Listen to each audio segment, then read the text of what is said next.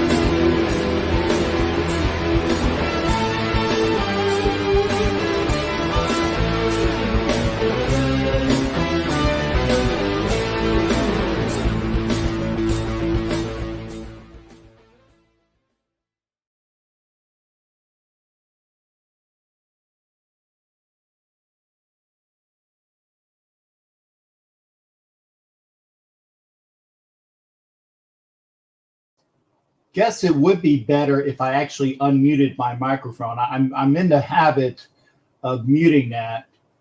Hey, we got Homer in the house as well. G Mike is in from Central Missouri, and yes, I did say that correctly, Missouri. He wants to know about us. In fact, I'll show this right here. Are we going to sign any veteran DBs? I would imagine, but we'll see. I mean, I know that AJ Bouye was in for a visit, but he left. So, outstanding. The one positive thing is that my guest is actually backstage, and I know he can hear me, which is a good thing. Yes, I hear that. I got the thumbs up, so that's a good thing. But before we get to him, and I'm very happy to have him on here tonight. But I do want to say again, if you're watching on Facebook, get thine tuchus to YouTube. If you don't know what a tuchus is, that's called your ass. That's your ass. And as soon as I say that, as soon as I swear, the Islanders score. As soon as I swear, and I get a thumbs up from my guest. As soon as I say that, I said ass, and the Islanders score. So that tells me all I need to know, that I can't swear tonight, because the Flyers were handing it to the Isles, and pretty well, I might add, but it wasn't everything else was going good. Again, if you are on Facebook, thank you for being here. I can't read all your comments on. That was a nice shot. Can't read your comments. But before I get my guests on, because I know everybody is like going nuts about free agency. So having said that, I'm going to, where the hell is the share? Oh, I know. I have to edit. Crap. That's not what I wanted. There you go. I got to go over what's going on with free agency. Now I got to do that with two screens. So excuse me as I roll through here. We're going to get things done. The first thing we're going to do is we're going to share this. And there we go. In fact, you don't need to see me.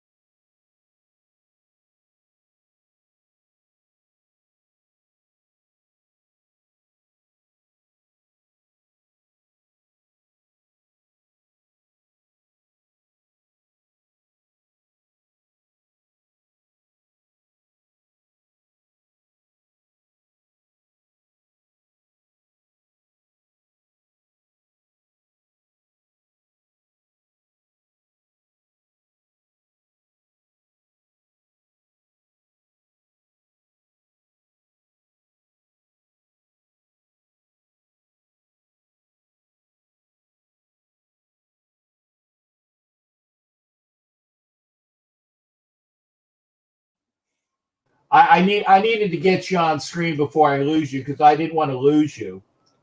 So Okay. yeah, I had you back there. I was just doing all of the what do you call it, the free agency stuff, but I didn't want you to leave. I've actually done that where people were saying, "Hey, I don't know, I'm not here," but yeah, you are. But Okay, I couldn't hear you. Oh, okay. But by the way, folks, I let the cat out of the bag. That is our comic, and no, he's not kidding when he said he couldn't hear me. So that's why I wanted to make sure I knew was there. There's no sound. Oh, there's no sound. Huh. So you guys couldn't hear any of that? Oh my God. Okay. For some reason, I think maybe the sound was off when I did the screen. I apologize for that. Those were all I was going through the signings. I'm not going to go through that again. Drake takes the place of Booker. Riddick is re-signed. That's great. Brown for Aguilar, which is an upgrade. Zay Jones comes back. So does Carrier. Richie Incognito. We saved $4 million by re-signing him at a better remark. Nick Martin comes in. I had a picture of him, but this is up to date. Denzel Good, we re-signed for 2 years, which is fantastic. And then, of course, the big signings of Yannick Ngakoue, Jonathan Hankins, Quentin Jefferson, Solomon Thomas, and Nick Morrow. So that's good. I hope everybody can hear me now. Okay, so good. I hope can hear me now. So again, that's the big news. That's the big news. So, but what I'm very happy to see, and what I'm very happy to have with me, is the comic Jeffrey Paul. And of course, I was going to say, wearing a Rangers hat to throw it in my face. What was it? I didn't catch the final score last night. Jack, do you know what this final score of the game was? Yeah, I did it, and I've been sarcastic like that before. So yeah, I didn't watch the game last night. What was the final score? What was the score? I thought you had a stroke before. I'm listening to you. You throw on that thing and the graphic, and all of a sudden you stopped. I was like, "What the hell's going on here?" Okay. But what was the final score last night, though? It was not 10, but 9-0. Ouch! Yes. Ouch! Ouch! Is there like a mercy rule in hockey?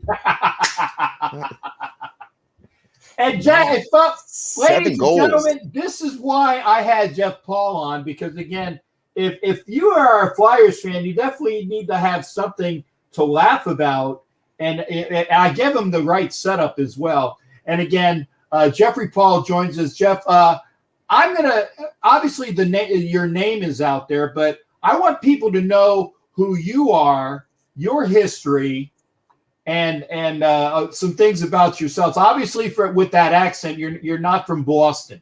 I'm not from Boston. No. I live in New York. I've lived in New York my whole life. I've lived in Brooklyn, Manhattan. I live in Staten Island now. In a past life, I did law enforcement here, and currently I'm a stand-up comic. I'm an actor. People may have seen me in The Irishman and Blue Bloods, and a whole bunch of commercials and stuff.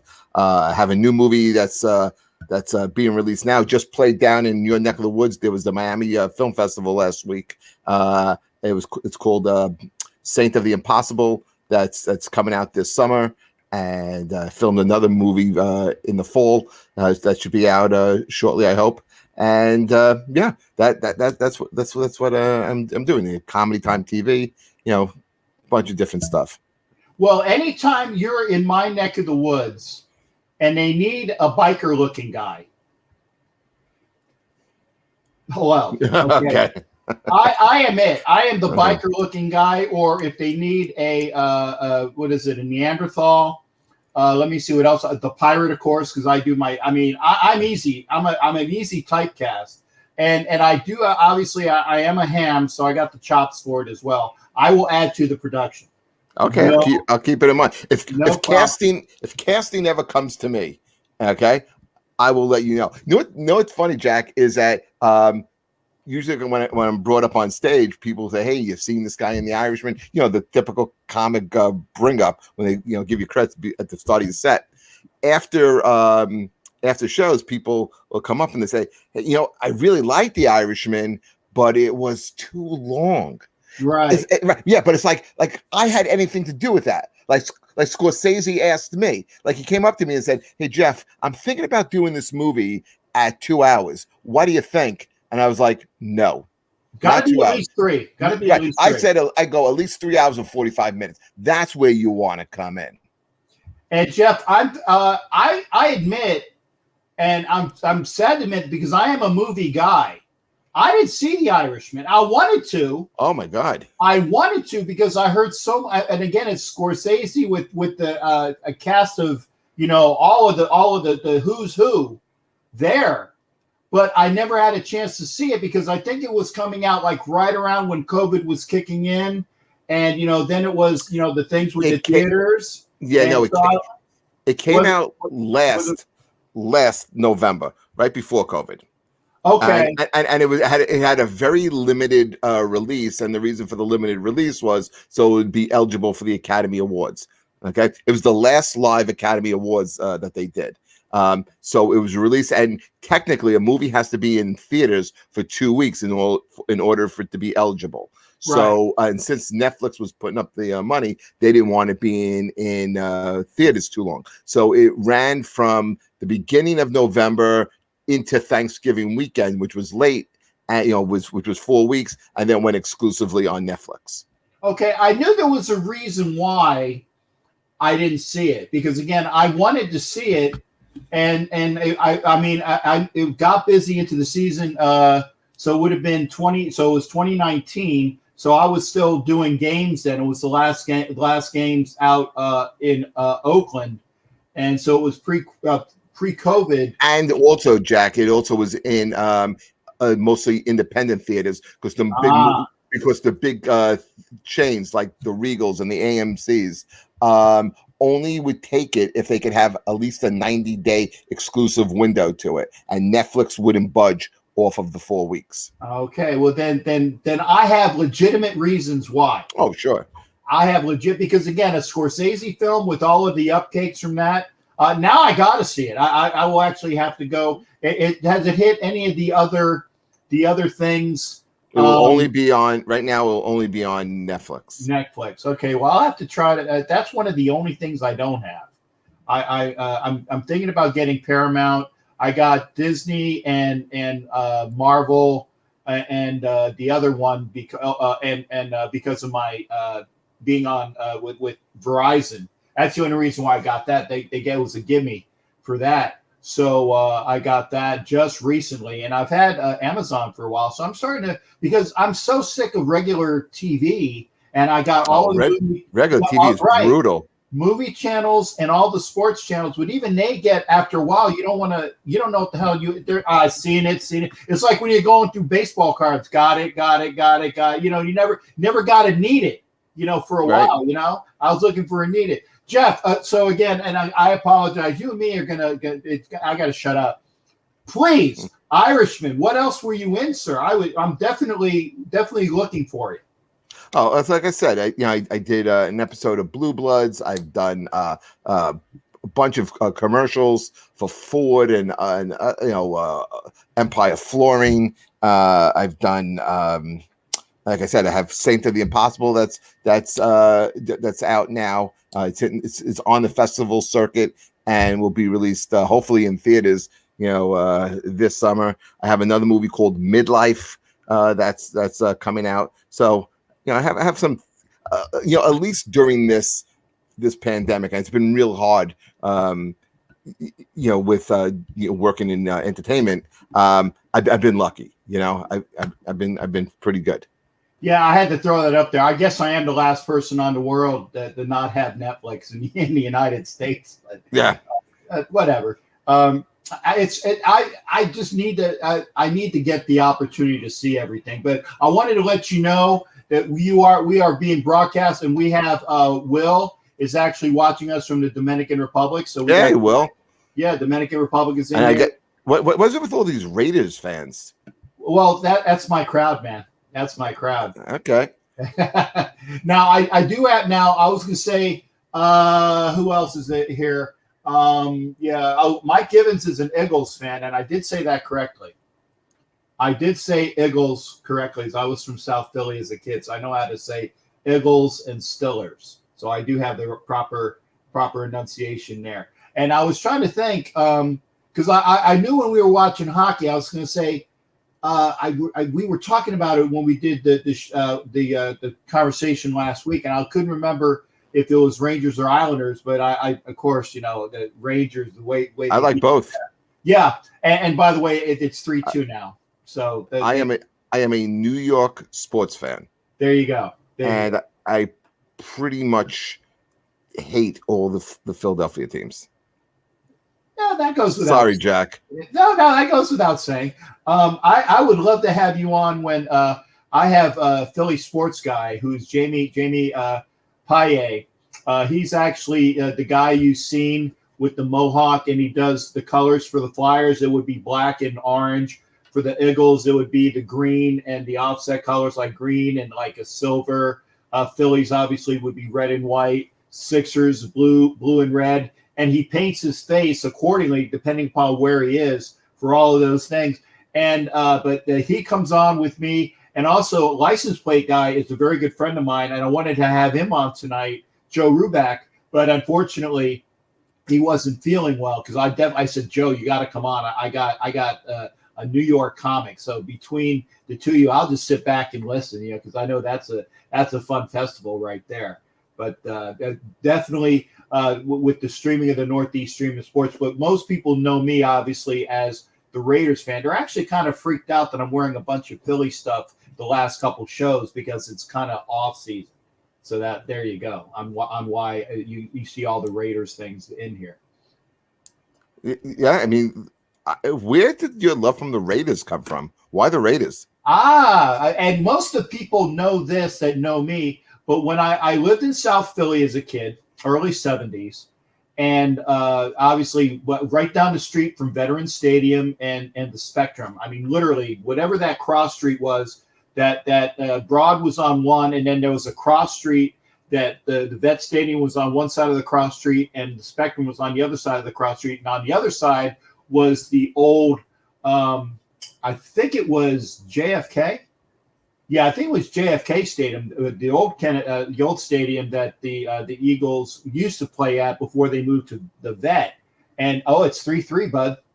You're bad luck for me, but good luck for you. Yeah, they just scored 5 minutes and 33 seconds to go in the third period. So again, they're tied up at 3. But I went to school with a kid named Kenny Blanda, and Kenny Blanda was either the nephew or the great nephew of George Blanda. And he said, "Hey, you got to check out my uncle. He plays for the Raiders." And at that time, you know, the Eagles, they were awful. You know, Pete Liskey, this was pre-Jaworski. Borrella was their quarterback. I think the only good player they had on their team was Harold Carmichael and Bill Berge. And that was it. They were just god awful. And the Raiders were the dynasty out in the 70s where they would always be on the Sunday games at 4:00 with Kurt Gowdy because they were such a heavy get. So I started watching the games because of my buddy, and I've been a Raiders fan ever since. Hey, Jack, you know how I know you're not a comic? Because I go on too long? Yeah, I was going to say, you don't believe in editing. My other thing is that I'm actually an analyst. So when I write my papers, they're about 5 times too long, and the editors get pissed off at me. Yeah, I didn't see that coming. Wow. Very, very erudite and long. Brevity is not my long suit, unfortunately. But I will set you up for the good. I'll set you up for the straight lines, and you can zing them from there. Okay. But now, how did you get into the business of being a comic? I used to write a lot, and I would write sometimes for other comics. But the thing is, I was younger. I was starting a family, and I didn't have the time to really wasn't able to sacrifice. I was on the road a lot. I had worked. I did 4 tours with the Rolling Stones, a bunch of different tours with Springsteen. I'd work production on these tours, and there's a lot of downtime. And I would always write. I'd write stand up, but I needed to work. I needed to make money. And when you get into stand up and acting, you know, you got to eat a lot of humble pie. And you know, I just really couldn't afford to do it. Once I was able to have a little bit of a nest egg, I mean, I started a little bit later, but I also had a lot of things to write about.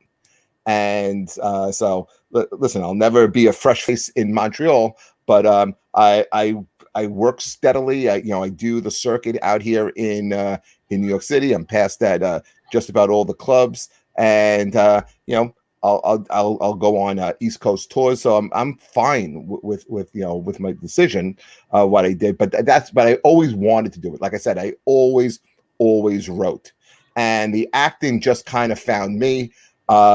Even The Irishman found me. Ellen Lewis saw me on a TV show and asked me to come in and read, and I went in, and eventually I got the part. I can read well, and I am good with script. So if the script is short, I swear I can act it out. Okay. I won't give you a soliloquy from Shakespeare. That's for sure. But no, and so the comic bug, the acting bug. But what were you? I mean, were you pining to do? I mean, that's not really. What am I trying to say? Is what were you doing before then? I mean, that was your obviously. I mean, you wanted to do that, but what was your backup plan? What were you doing prior to being in there? Before acting and right before? Yes, sir. Well, like I said, I had spent about 19 years on the road doing production for concerts. At the same time, working in law enforcement. I would take time off. I'd go on the road. I'd go on for a couple of weeks here and there. I'd take off for the whole summer, and then eventually I wound up having a family, and I left that because you just miss too much. I mean, when you're out, you're out. And when I was younger, I went to school and got a master's in history, and I got hired as a history teacher. And so I taught some history. I coached football because I played when I was younger. I'm on the show. I love sports, and I was doing that, and it was a good plan. And after a while, I just like, if it's inside you, and there comes a point where you don't want to have any regrets in life.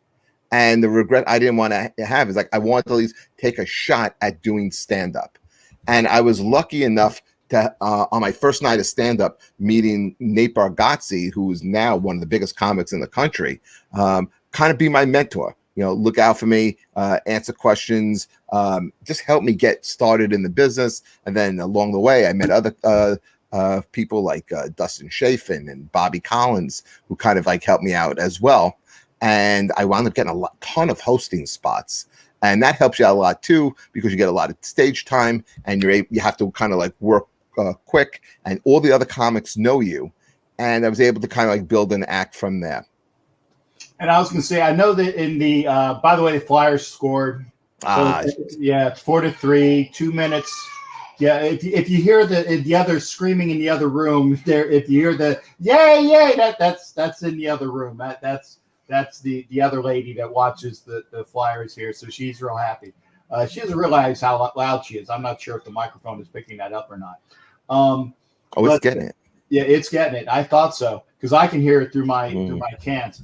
But I was going to say, in the comic industry, I know that obviously it's a tight-knit group, and that you guys kind of try to help each other. Well, the true folks of the comradeship of being a comic, the ones that are not out to screw over your brothers, because I'm sure that you get some of that. But for the most part, I think that what I've always heard is that comics always help comics who always help comics, because they know that it's a fragile existence, and you want to make sure that the guy that you help out can help you out someday as well. Yeah, it's like any other industry, I think. There are people who constantly have their hand out, who have nothing to ever give it in return. And then there are people who will go out of their way to help you. The people who bust your chops the most are the people that'll help you the most. I mean, I'm lucky that I have a group of friends that are comics that we all kind of have each other's back. I mean, listen, we tear each other apart, but at the end of the day, I mean, if you ever need anything, I mean, I know these people, would have my back. They'd have they support me, and vice versa. Right, and for those that don't know, the reason why Jeff is on is a young lady. Well, I call her a young lady. We're at the same age. A young lady that I went to high school with, who is a comic, a very good friend of mine named Terry Ann. I asked her, I said, hey, do you know any comics that like sports and would like to come on and be a part of the show? And she immediately dimed you out in a good way. And I contacted you. And when Jeff and I had a chance to talk before, I said, I definitely wanted to make sure that I had you on the show. And I enjoy it. What's the other thing that you like most about the industry? Is it the travel? Is it the experiences? You said you were working as a cop. Obviously, that's a bit different from what you were doing. What are the other experiences that you can get? Working in law enforcement, I got stabbed. I didn't like the feeling of getting stabbed. Like when you go to work, Jack, and you don't get stabbed. it's better. It's a good day. It's better not to get stabbed than get stabbed, because I don't know if you know, it's like being stabbed isn't like in the movies. It isn't like you get stabbed like and you move on. You don't know it because you have all this adrenaline going through you, and then afterwards you're like, "Holy shit, that hurt!" And then it stings you for days, and that's not a good feeling. It's a feeling I try to stay away from most of my life, and so I like living. I liked being able to come home, and after a while, it's like, what? I did it for 9 years. If I would have stayed an extra year, I would have got a half a pension. But it's like it just really wasn't worth it to me. And I was lucky enough to get into and do the stuff that I'm doing, and I have no regrets. Gotcha. Now, what borough was it in? Staten Island. Ooh, okay. Yeah. And with your experiences, what are the, I guess, the obviously the areas you want to stay away from are Staten Island where you get stabbed, but what are the other experiences you had as a cop that you find amusing? I'm sure you have some of that in your act. So there's your straight line there. I did that early on, and since the pandemic, I really haven't been doing too much cop stuff. I think when you're doing comedy, you're kind of talking about like things that affect you now. So a lot of it is like, being in quarantine with my wife, who's a veterinarian, just kind of like what's going on in the world. I'm talking about, the vaccine, obviously. My appearance has changed pretty dramatically. What's that? That's what you get when you stop and frisk too much. Yeah. Well, what I did, okay, Matt, okay. What I did was, I had to go in and arrest people who were in violation of their probation. So there was nothing more dangerous than a guy who knows he's going back to jail, So I didn't realize he had a Phillips head screwdriver, and he was trying to get away and trying to poke holes in my arm while doing so. Okay. Yeah. Okay, and then and Ed Winchell contributes. Yeah, in any New York borough you get stabbed. I just wanted to ask him, Ed, what of the 5 boroughs, what are the ones you want to stay away from? I know you want to stay away from any number above 100. For you can get stabbed anywhere. People are people. Again, knowing that you're going back to jail. I used to deal with these guys one-on-one, and you could act as hard and tough as you want. I used to see and have to deal with the hardest people in New York City. And when you got them behind closed doors, nobody wanted to go to jail. Nobody wants to be told when to piss, when to shit. Nobody wants to be told when they could eat, when to work out. Nobody wants their freedom taken away. So people didn't want to go back to jail. Sometimes people had circumstances that were beyond their control, and they wind up just getting into situations, and sometimes it was very heartbreaking. Sometimes it was out of sight, out of mind, and they just fall into bad habits, or they're down with bad influences. Listen, people are the most unstable commodity in the world. But one thing I can tell you from experience is that I don't care how hard the guy is. If he tells you jail isn't bad and he don't mind going to jail, he's full of shit. No one wants to be in jail. Everybody wants their freedom. And when you're the guy who has to come and take it away to arrest them because they're going to be remanded, sometimes people got very desperate. Gotcha. So were you in the Staten Island? Was that your borough, and that was your beat? That's where I worked. Yeah, I worked directly for the Department of Probation in their street services unit. Which means I had to go out. Again, the probation office would tell me so-and-so was in violation. And sometimes people just forgot their day. Sometimes, they had an appointment, they were running late. But technically, if you know what probation is, right? It's in lieu of going to jail. So you don't have, you really can't, you don't have the right, the authority. You can't sit there and say, I'm not going to see my probation officer. And everyone's terms are different. So if you don't show up, technically you're a fugitive. And I went out and got you. I've been stabbed twice. Once my sister with a fork. Yeah, a fork sucks because it leaves so many holes, right? You get 4 holes in your skin. That's the thing. And one time I my ex-wife with a knife. Yeah, Don, man, you must be a lot of fun to hang out with. I would love to hang out with Don Webb. Don Webb and I are going to be in Canton for the Hall of Fame ceremony. So you are more than welcome to join us there in August if you're not on the road. You know something? One time I was on the road. There's a club in, you know where Cuyahoga Falls is? I've heard of it, and I know it's somewhere close to Cleveland, but I don't know exactly close to. where. It's 20 minutes from Canton. I was doing a room there called the Comedy Stop, and it was my first night there. And I'm like, I go back to the hotel, and it's boring. There's nothing to do in Cuyahoga Falls, so I'm hanging out talking to the girl up front, and I'm complaining. You know, that's what I'm good at too when I'm on the road. I complain a lot, and I'm like, it's boring. There's nothing to do. She goes, "Hey, are you a football fan?" I'm like, yeah, a huge football fan. She goes, you know, if you just go down the road, the Football Hall of Fame is there. And I was so excited because I had never been to the Football Hall of Fame. And then I went upstairs, went to sleep, got up early, spent about a half a day at the Football Hall of Fame. It was great. You know what I do also, Jack? Every year I go up to Cooperstown, and they, you know, for during induction weekend, and I do interviews with a lot of the players. Outstanding. So I guess now I've been up there once, and it was when I graduated college because I went to my ceremony in Albany. So that weekend I made sure I stopped by, and I think it was like the couple days prior to the induction ceremony, because I was upset. I wanted to try to have it correspond. It was in August, but it wasn't right that weekend. But I went by. Pete Rose was signing. He's always up there. Yeah, he's signing in one of the stores because obviously was his girlfriend there? I didn't see her, but I'm sure she was around. But you would know it.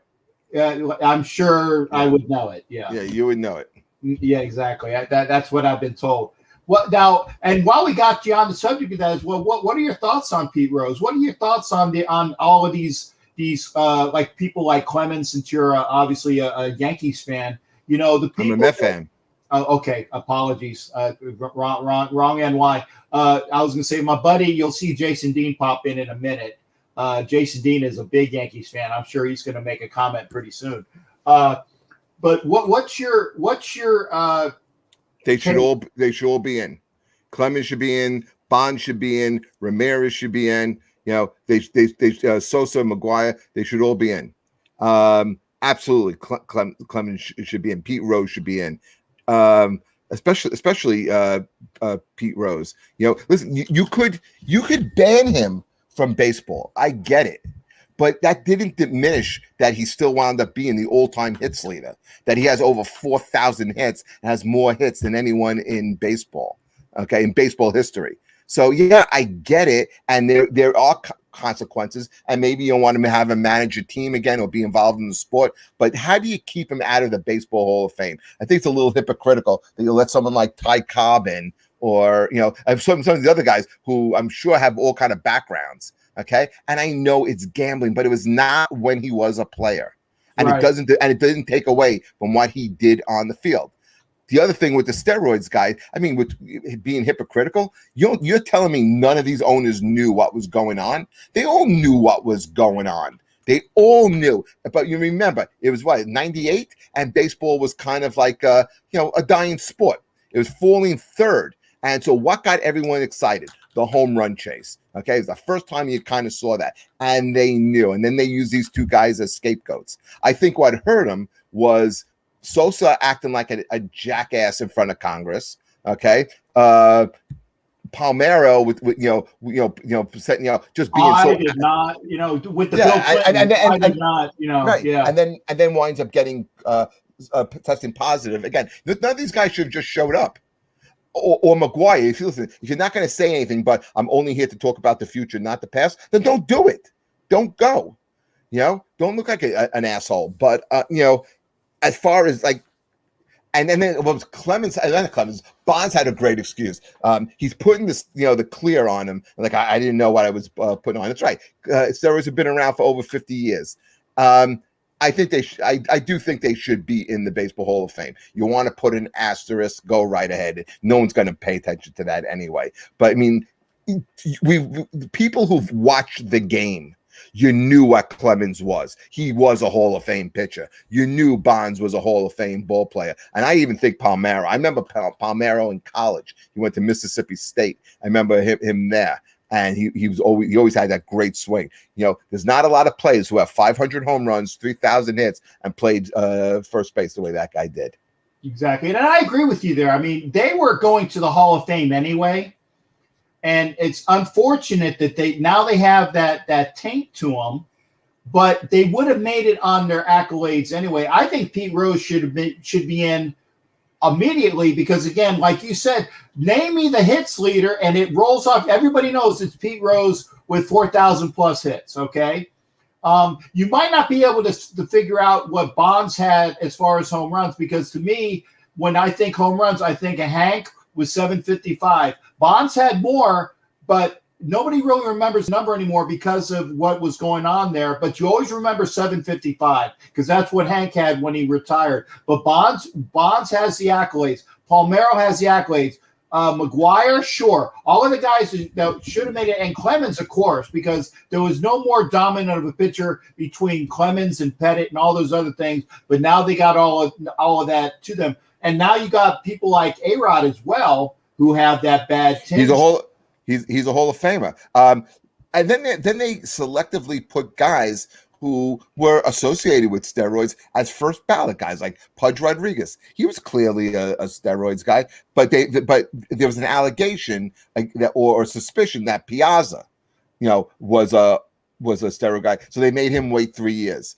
You know, are you kidding me? The old time leader. See, you get me started, fucking Jay, with the baseball writers, because I think the baseball writers are the biggest bunch of cunts in the media. I fucking hate them because the guy I always advocate for every year is Jeff Kent. Okay, and when I'm up in Cooperstown, I always bring his name to the forefront. And if you look at the guys I love, like Joe Morgan, Ry Sandberg, okay, Bill Mazeroski, you know, Kent's numbers blow all of them away. Has the most home runs by a second baseman, but because he wasn't a nice guy, he wasn't a good guy to the writers, they won't put him in. Fuck that. He should be in. Well, then what's your opinion of Chase Utley then? Because the same thing goes. Chase Utley has a negative reputation. He's a Philly or a Dodger. He sucked. I hate him. but as a second baseman. No, I don't like him. Well, but no. I didn't say about like. I'm talking about his numbers. And I agree with you, Jeff Kent. But I was going to say, if you look at Chase Utley's numbers and his all-star appearances and what he did at both defensively and offensively, you could make a very solid case for Chase Utley as a Hall of Famer. Give me his numbers. I'd have to look. Can you pull them up? I will. You go on to the next subject, and I will pull up Chase Utley's numbers. What's the next subject? Well, that's up to you. See, I kind of like the freestyle because yeah, it's up to you because I have you on because you are the entertainment here, buddy. I want to make sure that we have a free flowing agenda. But see, while I was sitting here, I got it. Go ahead. We're gonna call this segment. This is what pisses me off. Okay. Okay, this will be our weekly segment, Jack. I'll call in and I'll just tell you what pisses me off. All right, so let's switch. I like that. Let's switch gears. Okay, about another group of writers that are the second biggest group of cunts. Okay, and that's going to be the Rock and Roll Hall of Fame writers and the writers from Rolling Stone. I love this.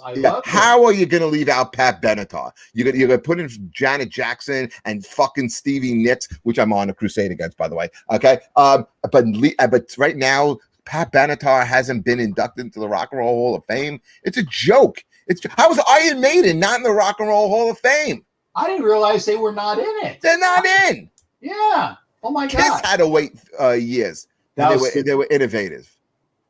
Yeah, and see, and as soon as you said that, I immediately thought it. This is what grinds my gears. You got it, Matt.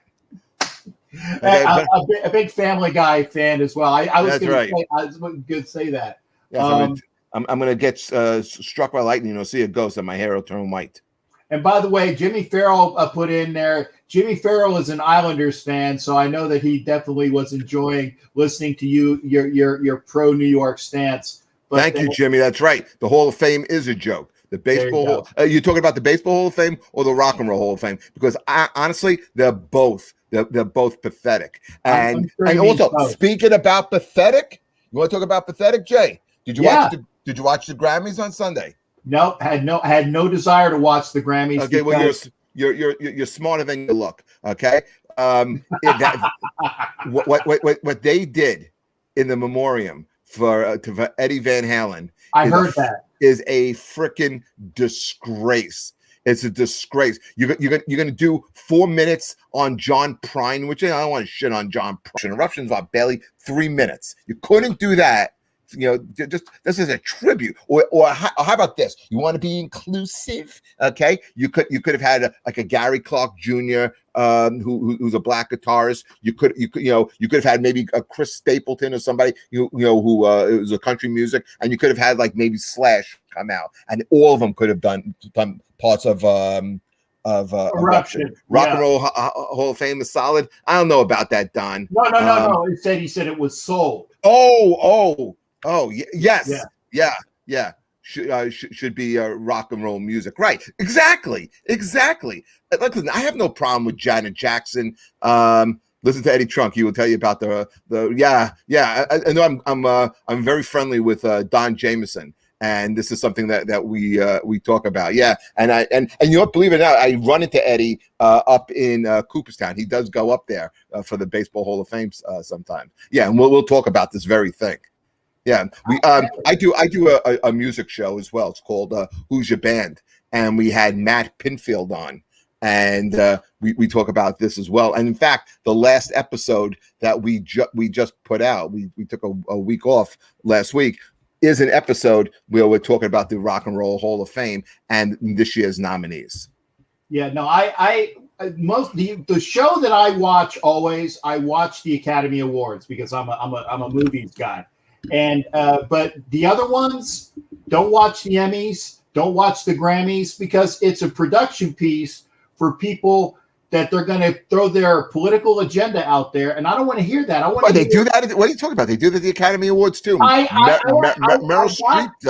I got you, but I can only stand it one time a year. But because I'm a movie guy, I'm more interested in what the movies are and all the production. So instead of hearing it in music and TV and everything else, I will sit through the political BS one time a year for the Oscars, and then don't have to deal with it, because I will get a 5-minute dissertation the next day on who won, who was dressed well, who was not dressed well, and I can get it done in 5 minutes, and I'll skip the 3 hours worth of bull that would happen otherwise. You know what? I think as passionate fans that we obviously all are, I think all we're asking these voters to be authentic, be real. Okay, that's all we're asking for. Don't kowtow to some type of agenda. Okay, where's Eddie's tribute on the Grammys? Kobe got one. Why? Did he get a Kobe Bryant? Is that what he's talking about? Yeah, he was saying he got Kobe. I don't think got a Grammy. Didn't he get an Academy Award? He got an Oscar. Right, he got an Academy Award. Right. for I think a short that he did. Yes, I had Academy Award. Right. Oh, and Matt, I got to say this as well. Matt's a great contributor. Fucking Matt, 100%. When it comes to metal music, you think the Academy is in touch with metal music? Was Iron Maiden even nominated? And they won that award over Metallica. Absolutely, all credibility went out the window. 1,000%, Matt. You're so right on that one. See, these Raider fans, they actually know some stuff there, Jeff. Like I said, well, that's the thing about Raiders fans, and this is why my brother is who lives in Florida is a Raiders fan. Raiders fans are passionate, and that's what you love, about anybody. As long as you get older, as long as you have passion about something, it makes life worth living. That's right. And I will have you on I can have you on a special segment each week. And I know you gig. I will even record it if we can't have you on live. Now, what was it called? This is what really pisses me off? Pisses me off. Yes, it pisses me off. And you know what? You let me know when you want to do it, and it'll be with contributor Jeff Paul. You know, because and I'll give you your own segment, and I'll just let you go. Jack, are there more than 4 listeners on this show? Oh, there is more than 4 listeners. Okay. I have usually I have about 100 something views on YouTube. Plus, I have the push from Facebook, and that's between my channel along with the Northeast Streaming Sports Network. So we're getting our views up. So yeah, there. And when I download the podcast, the Buzzsprout, I'm trying to pick that up as well. I do have more than 4 people actually watch. I'm not sure what the numbers are right now in YouTube because I didn't put it up. I normally have my YouTube going as well. But I know that you have at least 15 watching now. But when you get all the views going as well, it's a decent spot. It's a decent spot. But for you, like I said, I'll have a Jeff Paul segment. This is what pisses me off. This is what pisses me off. Yes, we'll work. Maybe we'll work on a better title. But no, I like that. Oh, do you? Okay. I like that. I like that. I have a show upcoming with some ladies that are very knowledgeable, and it's called the Captain and Wenches Show. And I made sure the girls are the one that said that would be a good title because they know how I am. But you know, today's day with PC, and that's what pisses me off is PC. You can't even do the things you can nowadays. Because, oh my God, you got to be politically correct. You can't. But no, the lady said, no, that's the name of the show because we know that you call your lady, like your ladies, the wenches. So they said that's going to be the name of the show. So that's an easy get. You know, this is what pisses me off with Jeffrey Paul. I'll have that every week. If you let me know because I know you're busy. But I would love to have it on. It could be, and sports is great, but it could be anything because we talk about anything here on this show. What part of Florida are you guys in? I live in Tampa. Thank you, Becky. Yeah. I like your listeners. They're actually kind of cool. Oh no, we got some good people here, and that's why I said I'm with the pushing the brand with Northeast Streaming Sports. I said it was mostly Raider fans, but now I have like a cross section where I was working with the Elite Superfans page where I was working with a Buffalo Bills guy who's also a Rangers fan, by the way, because he was from New York as a kid. So you will like my buddy Fred, great Rangers fan. So you would get along with him. We did a show on Elite Superfans, so that was more broad-based of the folks that actually dressed out and are more well-known. So I got that segment. And then with Northeast Streaming Sports, it's going to a segment. So we're getting out there. We're going to have more than 4 people watch, for sure. Jack, know what's going to piss me off? This is what's going to piss me off. Me talking too much. Okay. Yeah, no, it's going to be the Jet draft. The Jet draft is I know it's going because in typical Jet fashion, they're going to wind up picking with the 2nd overall pick. They won't pick the quarterback out of BYU. They won't pick the tight end picks. No, they're going to be smarter than everyone in the room. Okay, they're going to wind up taking like the running back Harris out of Alabama or Etienne out of Clemson. You know, the one thing that you can get in the 3rd round, they're going to pick with the 2nd overall pick and just screw it up. That is my biggest fear. It's like here, like I'm a Nets fan, but I also like the Knicks. And I don't know how far you go back with basketball. I do. I go back to the ABA when Dr. J played for the Squires, my friend. Oh my God. That is an old that's knowledge. Yeah, that was George McGinnis, I think, on the Pacers. Yeah, George McGinnis played for the Pacers, and then he wound up coming to the Nets, right? Right, and Artis Gilmore, Kentucky Colonels. There you go, Kentucky Colonels with Louis Dampier. There you go, was the point guard. I know my shit. I know what I'm talking about here. I go back That's to why I got again. you on. I'm a history guy. I'm a history guy. I love history of everything, sports and everything. Yeah, I'm a history major myself. That's another reason why we get along well. Because like I said that was my degree was history, with basically a history overall, but world history, American history, world war type of history was like the major there as well. But going back to the original point, do you remember the year that the Knicks took Frederick Weiss? Yes, the kid out of Germany, and everybody was screaming. And everybody knew. Why was I sitting at home knowing that he wasn't coming to the United States to play and that he was soft? By just watching the highlights, he knew it. Yeah, the Jets will always find them a way to mess up the draft. Brian, really? Come on, and the water's wet and the sky is blue. Okay, of course the Jets are going to mess up the draft. Okay. Oh, please, if you have a defibrillator nearby, I'm going to need it for this one. Brian, do you remember just a couple of years ago? Tell me you did not know. You didn't say Christian Hackenberg with the second pick. Do you know how valuable second draft picks are? Second round and high second round draft picks. They take Christian Hackenberg. Your guy couldn't even play in the fucking Alliance League. He couldn't play in the State, right? Out of Penn State, right? Out of Penn State, because he had a good junior year. Did you watch the year before and every other year? He stinks. Mm-hmm. You fucking knew it. I don't know if I'm going to be able to handle this draft. I don't know if I'm going to be able to handle this draft. When I do my draft show, and like I said, Jason Dean is the Yankees guy, but he is all over everybody in the draft, and he was in here. Hopefully, okay. And Will Carley, who's my buddy in the Dominican Republic, a young Raider fan who I've taught well. He'll watch the show when he gets his phone back on. But Will, good to see you, brother. Great kid. And I agree with this one as well. It's not just you. How many times when you go through who the Raiders could have drafted, we could have had Aaron Rodgers. No, we didn't take Aaron Rodgers.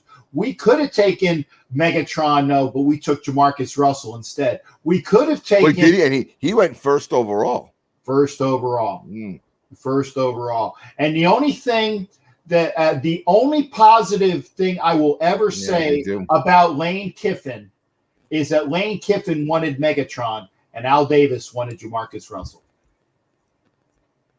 The only positive thing I will ever say about Lane Kiffin. Oh, okay. Listen, you make me laugh. You really do. And you have a short memory. Lane Kiffin. I would kill to have Lane Kiffin. We just got out of 2 years of Adam Gaze. But remember, the only and here's a funny thing, right? When Gaze got hired, do you guys know Jim Florentine? The name sounds familiar. Okay, Jim Florentine is a comic. He was on That Metal Show with Eddie Trunk. He's a big Dolphins fan. And we were working a gig together in right outside Philadelphia at Parks Casino. And we're talking. I asked him, I was like, the Jets had just hired Gaze. And I was like, Jim, I'm like, well, is this a good hire? Because the guy is a passionate football fan as well. And he's like, yeah, you're gonna love him. These guys, and now maybe he was busting my chops, but he was like, listen, you're gonna love him. He's underrated. The players are gonna love him. He's a good hire for New York. Yeah, Jim is funny. Yeah, he's like, again, good guy and like a big Dolphins fan. And then it's like now every time I see him, it's like really Gaze. Guy was worst coach of any sport I've ever seen. There you go, Jerome. Got to be a Jets fan. Jerome's got to be a Jets fan. I'm still drinking heavily from it. Okay, every day has been St. Patty's Day for me. And this year, I mean, I just couldn't take it. I couldn't take it. And it was what was worse. What was worse is that he winds up winning 6 of the last 8 games to go 7 and 9 in his first year. And that was the worst 7 and 9 I've ever seen a team. Because remember, I think they had gone previously before that 1 and 8. Oh, I'm sorry. Jerome is one of mine. He's a Raiders fan. Oh, okay. I must have I mentioned Jabustus. That's what it was. So there you go. I apologize, Jerome. But get over to YouTube. Get over to YouTube, people. Get over to YouTube. No, let me ask you guys something, because since you guys are Raiders fans, what did you? Yeah, he is great on that, right, James? What did you guys think of Craig Williams cover 0 on the last couple of seconds of the game. Cover zero. Have you ever seen that even at the high school level? No, and we did a conspiracy theory of it. We did a conspiracy theory of it because we knew, and we actually talked about that the right after that game. We were talking. Had Gruden was talking to Williams prior to the game, and this was right around the time that we were screaming for the head of our defensive coordinator, who would make a box of rocks a precision. Was it Gus Bradley? No. It was prior to Bradley. It was Paul Gunther, and he was eventually fired. So all of us conspiracy theorists were saying that it was John and him getting together, saying, "Dude, I'm going to give you a gift. I'm going to give you a gift so I can get fired, and then I can join your staff next year." It didn't happen, unfortunately, but that was the conspiracy theory. In that the play prior, if you remember the play prior, it wasn't to Ruggs. They actually had Aguilar on a pattern deep, and he dropped the ball. But you also do you realize they played cover zero with a rookie DB. A rookie corner and a rookie corner and a young safety. Right. And listen, the kid is decent, but I believe he was also a 6th round rookie corner. So it's like, how do you not have Jets tanking for Lawrence? Yeah, that's what the other thing is, that they were saying that they wanted to make sure that they got the number 1 pick. Okay. Yeah. And then they won, and they couldn't even win right. Did you see they would have the pick? That game? If there was ever a game that looked like it was fixed, it looked like that Rams game. The play calling was just off the charts terrible for the Rams.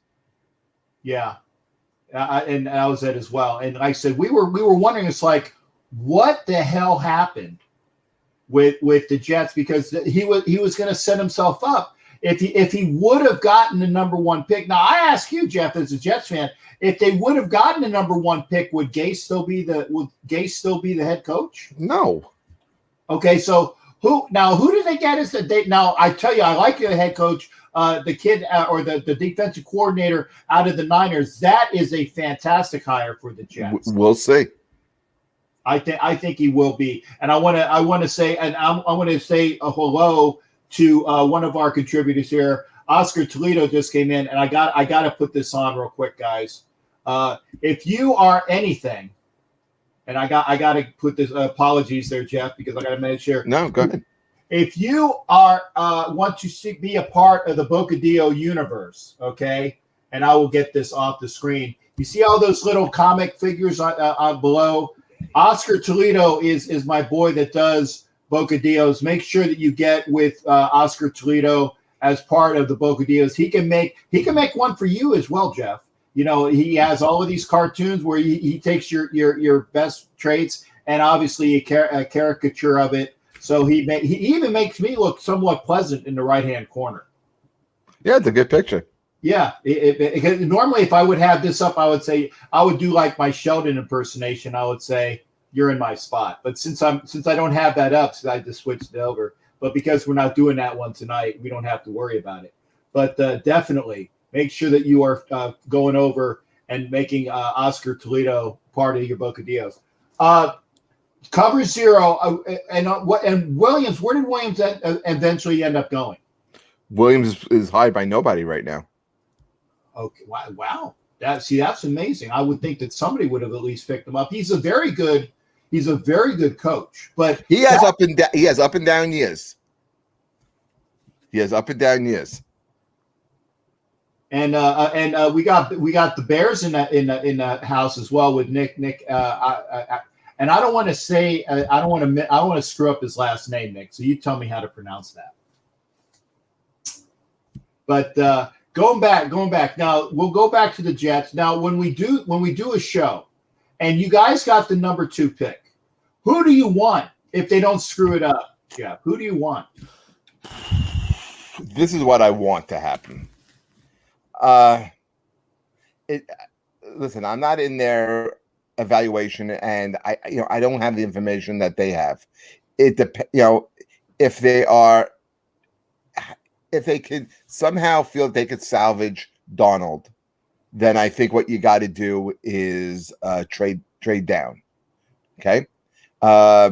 There's so many holes on this team that I think you just want to accrue as much draft capital as you possibly can. So that's what I would look to. Not to draft out of the top 10, but I think there's going to be plenty of teams that are going to want a shot at either Fields or Wilson.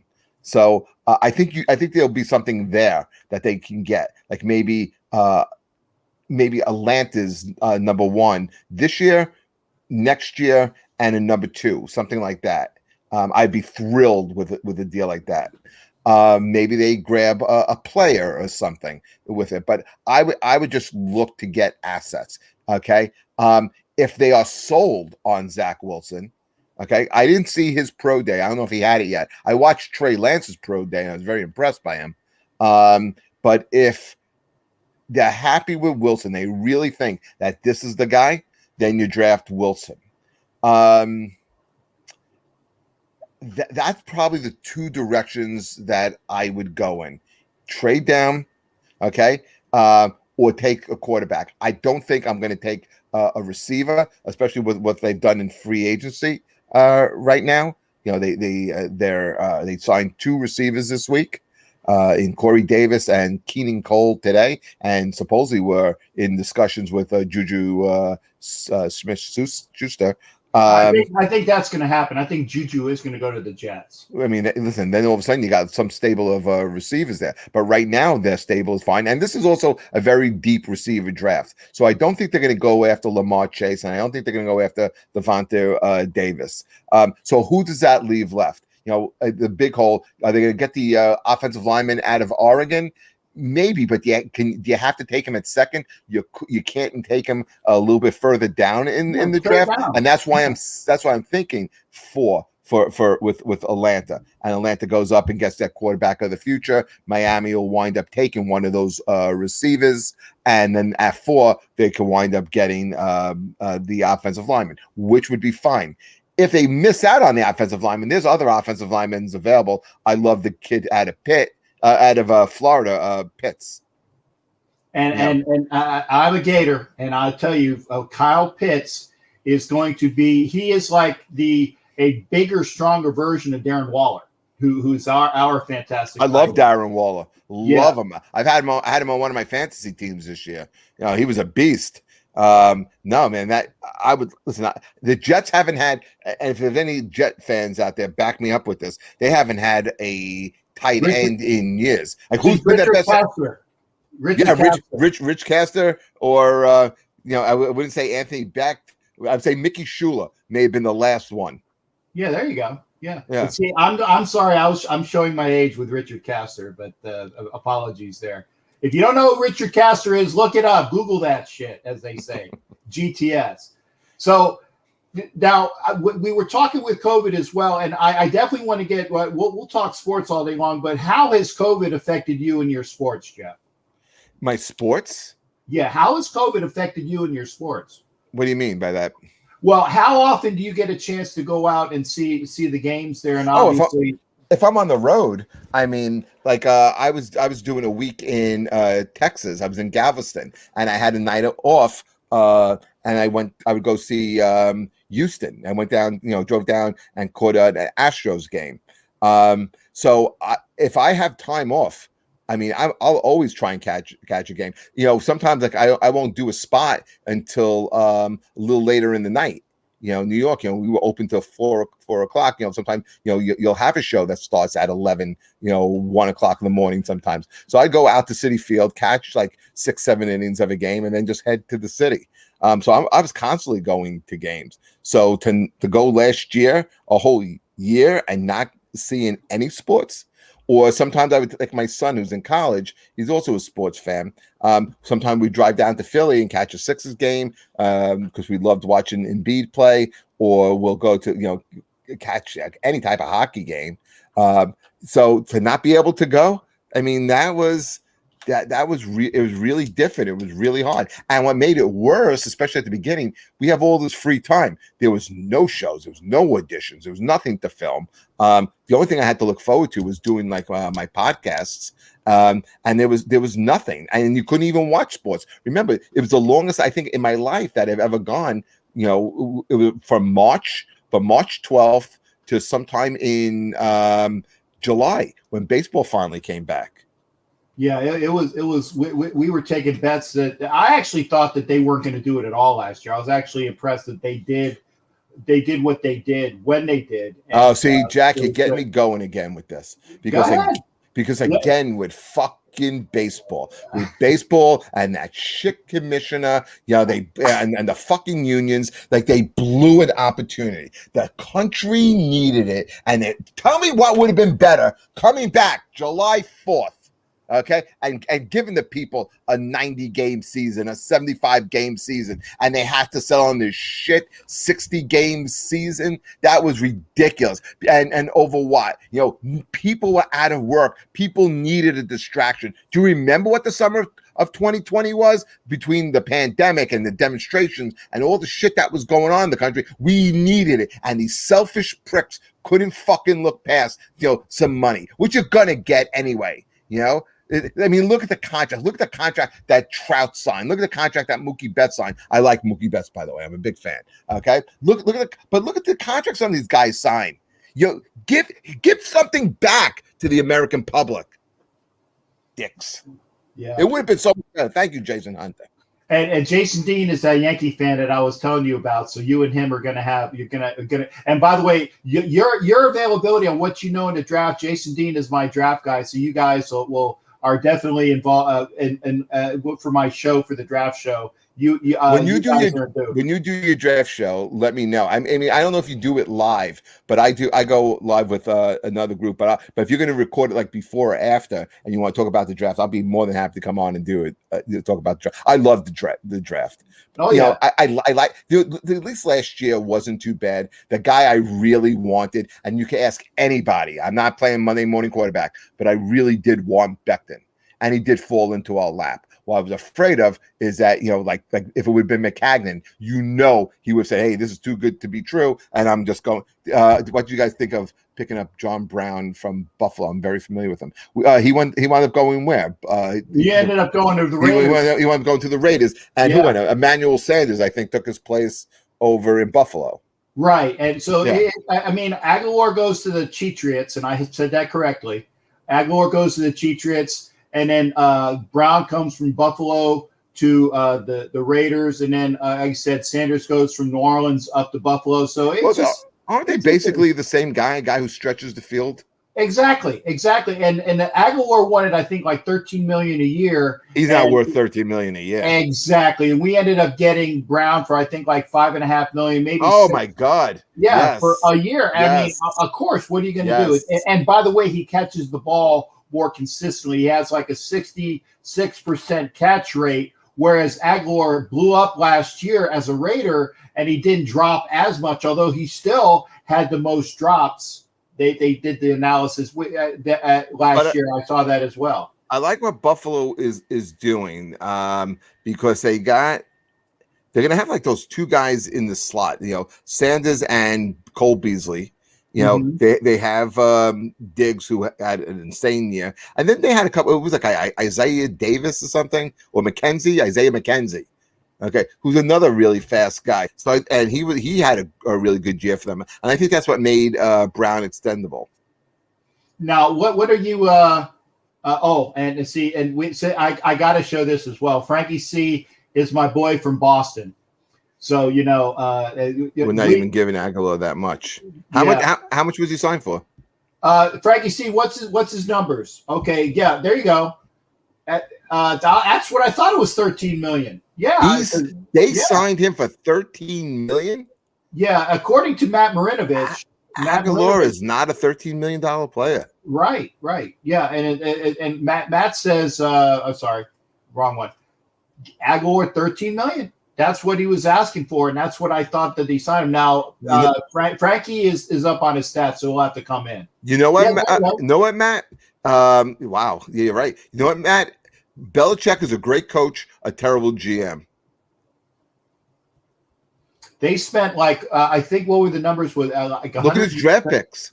Yeah, but they in free agency, I think they said he spent like 175 million in 5 minutes. You know, when they first came out with all of these different people. So I'm like, really? Oh my God. They still don't have great receivers. I always like I like the Damian Harris as a running back. They got 2 good tight ends, you know. Oh, they got fantastic tight ends with Jonnu Harris coming over and the Hunter Henry. Yeah. Yeah. So they wanted to go with the Hernandez / Gronkowski route, you know. Listen, stop. Yeah. Gronkowski's a Hall of Famer, and Hernandez had Hall of Fame talent. These guys are good, but they're not even close to that. I get it, but they wanted to at least the biggest pickup for New England next year is going to be the return of Dante Hightower. Agreed. And I was going to say, Clement, Mr. Jerome says the same thing, and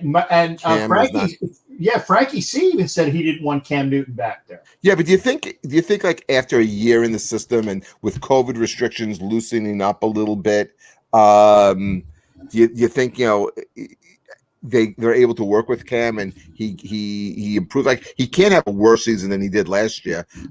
You may be excited about getting David Andrews back, but you lost Tunney. Right. That's a big hit. And then Tunney, along with Kyle Long, there's no reason why Howie Long's son should ever be playing for Kansas City. I just got to say that. I got to say that. Did he sign with Kansas City? He signed with Kansas City. And I have a picture with him. I knew Kyle Van Noy was going back to the Patriots as soon as he was cut. Yeah. Or as soon as he left, yeah. I myself have a picture. Violator is the Hall of Famer for super fans, went to the Hall of Fame this year. We were both. He went down to Tampa, where I'm from. I got a chance to hang out with him at his hotel, and we have a picture with Kyle Long there. So I didn't even know he was coming back. So I got a picture with him while I was down in Tampa. So but we definitely got to get together. And I said, now I'm going to be doing a draft show, the night of the draft. Now, are you going to be doing your pod at the same time? I don't do my pod. I go on like my friend's thing, and we do live commentary on the draft. Okay, yeah, because that's what I'm going to be doing with Northeast Streaming Sports. They wanted me to. I was going to have a show, and then I was going to do a cut up for one of their shows as well. So I was going to be bouncing in and out of shows. So hold on a second. Well. You guys help me out with this. LaMarcus Joyner, any good? He was when he was in the right system in Los Angeles, but we didn't use him correctly. So when he was with the Raiders, he sucked because he wasn't being employed correctly. But he's a decent pickup. Did you guys just pick him up? Yeah, they just picked him up, and this is what kind of. This was a pick I did not like last year, because remember at the time the Jets had Jamal Adams, Marcus May, and then they wound up drafting Ashton Davis, who I thought was undersized. He's white, and I don't know. I didn't like that pick out of the guy out of Cal, and I didn't think he was great this year. So I get the feeling maybe they're a little down on him, and maybe that's why they picked up this safety, because they franchised May. Right, and May's worth a franchise tag, especially when you get rid of Jamal Adams. You got to have somebody back there. Oh, listen, the Jets don't do a lot of good things. The one good thing they did was they got 2 number ones plus Bradley McDougall who didn't have a good year, by the way. But also, it's the Jets. Hopefully this new staff will be able to utilize these guys correctly. But they did get a haul for Jamal Adams, who wanted out anyway. So again, you have a disgruntled player, and you get what you get, which is why everybody bitches about when we got rid of 50. I call him 50 Who. He's the former Raider that went to Chicago. I call him 50 Who. I won't say what his name is. You know who I'm talking about. But everybody was bitching about getting rid of him. I said, well, would you rather have 2 picks two number ones for or a guy that don't want to play for you. I'd rather have the picks. No, but even worse, I think for the Jets is it's a safety. It's a safety. You know, when you're a bad team, the two things you don't need right away: a safety and a running back. True. And who were the two biggest, highest paid tickets? The safety and Le'Veon Bell, who was the running back. Well, they at least figured out that they got rid of both of them, so that was good. What were the cap implications there? I mean, obviously helped you guys out a bit. Yeah, well, they have a ton of money under the cap. They still do, but they also have a lot of holes to fill. I'd like to see them go after the offensive line a little bit. I really wanted them to get Tunney. And that would have been great because it takes away somebody from within the division, makes your team better, makes a division opponent. Oh, that just makes it sweeter. To me, to this day, the best trade, the thing that really made me happy, the last time the Jets really made me happy was when they signed Curtis Martin, my all-time favorite Jet running back. Nice. Well, then you haven't been happy for a while then. No, of course I haven't. Yeah. Of course I haven't. The last time I was happy as a Jet fan was when the Jets beat New England in that playoff game when Warren Cromartie and his freakishly long arms picked up a Brady fumble. Oh, that was sweet. Now, was that the year that you had what's his nose saying they had him the interview afterwards, and he was on the Sal, I think it was Sal Palantonio was talking to him. And I can't remember the exact quote. You know, but he was all pissed off. You know, you had a shoe fetish or a toe fetish boy was your head coach. Rex Ryan. Yeah, Rex was still your go. It was like get some or want some or I can't wait. Oh, can't wait. That's what it was. Can't wait by your defensive player. You know, to play the next week, and they actually they couldn't wait. A spin. Okay, sorry about that. Oh, by the way, we have had some storms here in the area, so hopefully I won't be winking out. But there you go. But you have it, Bart Scott. There you go. Thank you. See, this is why I have Jason Dean Hunter around. Bart Scott can't wait. That's what it was. Love Bart Scott. There you love go. him. Loved him as a player, and he does the post game for the Jets here, and he's so brutally honest. I love him. We need some. We actually have Romo. Or when we were in the Bay Area, Romo was that guy as well. But I'm not sure if he's still doing it since they moved to Vegas. Maybe we'll have somebody that's still out in Cali say that. But he was with the local TV in the Bay Area. But I don't think he might be still on that channel. But I don't know whether that they have as much of an in-depth coverage because once the Raiders moved out, you know, it left a big void there. That new stadium looks insane. It's awesome. It's awesome. When did the Jets have a game out in Vegas? Anytime? When do they play the East? No, because we played you last year, so it's going to be another. They seem to play them every couple of years, right? Yeah. So at least we played the NFC East this year, or sorry, AFC East this year. So it'll be 3 years before we play them. Schedule wise, or depending where they come in, because you have your conference games, you play a division. And I think that leaves another 2 games open with the teams that have the same mark with you within the other. So that might occur prior to the 3 years going. But are the Jets going to finish higher than 4th? I got to ask. What's today? Today is March 18th. Can't answer that question. Okay. Well, let's see what they do in the draft. You know, we don't even know who's going to be on the center. What if they get to Sean Jackson? I was out there. Oh yeah, Jason. Just from watching on TV, it just looks so freaking cool. I want to go out there, and I want to go out to the one in LA. Yeah, the SoFi Stadium is nice. Well, actually, that's the Raiders' second home. You know, the Raiders are the only team in football to have 2 brand new stadiums made for them in the same year. Because when the Raiders play the Chargers, it's a Raiders home game. That's what we always say. See that I can give you the delivery. You know, I give you a straight line. Yeah, I think you're giving yourself too much credit. I don't think the Chargers should have ever moved out of San Diego. No, there's no one in LA who's a Chargers fan. No, No, and I guarantee you that once somebody takes over ownership of that team, they're going to move back to San Diego because there's no they're not even they're the fourth professional team in football in Los Angeles because it goes USC, or actually it goes the Raiders, then USC. And even though the Raiders haven't been there in 20 something years, the Raiders are still the number one football team in Los Angeles. Even when the Rams were going to the Super Bowl, the Raiders own LA as far as their fandom going. And the Chargers are behind, everybody else, and even behind the college teams, which I call professional teams, obviously. So, and that's true. But I don't know. I don't buy LA as Raider country. I'm sorry, Jason. I always saw the Raiders as Oakland. They've always been Oakland. They will always be. Even Vegas Raiders is weird. It's going to take a little getting used to. But they, for me, it'll always be. What's the guy?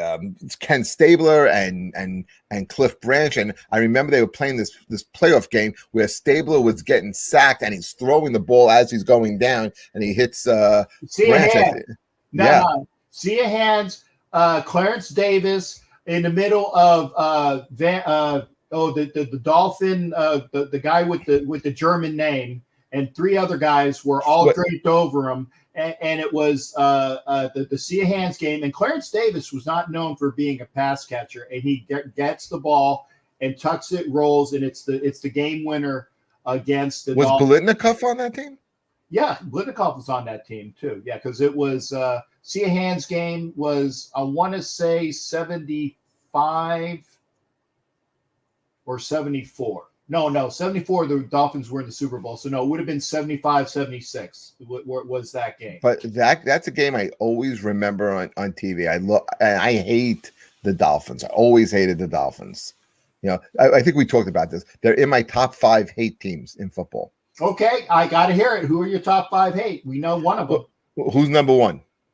The Patriots? Of course. Okay, of course. I want to number 1 is the Patriots. Number 2 is Dallas. Hate the Cowboys. Hate Jerry Jones. Always did. Okay. Number 3 is the Dolphins. Okay. I hate the Dolphins. Always hate the Dolphins. Although I do love their coach now. He's a New York guy. He's done everything right. But I still, why I hate the Dolphins so much? I hated that they went undefeated, and I despise Dan Marino and the fake spike. I'll never get I could tell you everything about it because I remember exactly where it was. I cut out of my aunt's wedding to go to a bar across the street because she had to get married on a Sunday afternoon, and I was watching that game in a bar with my cousin. Fuck him. I hate Marino. I just had it. It was over here. They are my number 3 hate team. Number 4 hate team, the Eagles. Okay. I hate the Eagles. Hate Deshaun Jackson. Big Eagle hater. And then number 5 hate team. It used to be the 49ers, and I'm going to switch over to the Ravens. Okay. And any reason why that the Ravens have now usurped? See, there's my big word for the day. Usurped. Yeah, because they own the Jets. Okay. No, that's a legitimate reason. Well, why were the 49ers number 5 then? Because I told you I'm a New York sports fan. And, the 49ers were good, and they stood in the way of the Giants. Listen, I'm not a masochist, all right? I know that the Jets aren't ever going to go to a Super Bowl in my lifetime. I understand that. I get it. So I have to hang my hat on something else. So I root for the New York teams, and I like the Giants, unless they're playing the Jets, of course. All right. So I remember the 49ers would stand in the way of the Giants. One of my most happy moments is when Bart's was it Bart? Not Bart Scott. Bart. Oh God, who was Jim Burt? Remember Jim Burt? Jim Burt, the center for the Giants. Yeah. Yeah, kind of built like you, right? He was the nose tackle. Right. Right. And do you remember when he just destroyed Montana and knocked him out of that playoff game? Yes, I do. That's why I love him. Yeah, I hate my cow. Yes, Dwayne Thomas. That's right, that was Dwayne Thomas, and I hate it. I like Starback, because I like because of his history and being a Navy guy. But I was I liked him. But I just hated the team. I hated the Doomsday defense. I didn't like Bob Lilly. I didn't like any of those guys. Jethro Pugh Hate him. and was it Leroy Jordan and God, yeah. And then remember Thomas Hollywood Henderson. Yeah. And they had a little Ed Tuttle Jones. Yeah. And then I really hated those 90s Cowboys, right? With Michael Irvin and Emmett and Troy Aikman. I couldn't stand them. I hated them. And I get maybe part of it was envy. Maybe this is therapy for me. Maybe that's what the show's going to be, Jack. Maybe it's going to be me venting and getting my feelings out on why I hate these teams and how they've repressed me all these years and because of the ineptitude of the Jets. Like, why could the Jets have one run, 1 decade? Am I asking too much in life? 1 decade. I don't even want a whole decade. Give me 5 good years. Can I have 5 good years? Can we have 5 good years? Can't even have that. Well, I was going to say you had Joe Willie, and then he wasn't that good. He wasn't that good. Look at his numbers. He had more interceptions than he had touchdowns. Well, then I got to ask, because that is the perfect segue. That is the perfect segue. If Joe Namath is in the Hall of Fame, why is Jim Plunkett not in the Hall of Fame? Because he's the same type of quarterback with 2 Super Bowls. I give you this. There's no reason he should be in the Hall of Fame. There you go. And we know it is. They don't like Native Americans. Yes. And Tom Flores finally got in this year. Yeah. How did it take him all this time to get into the Hall of Fame?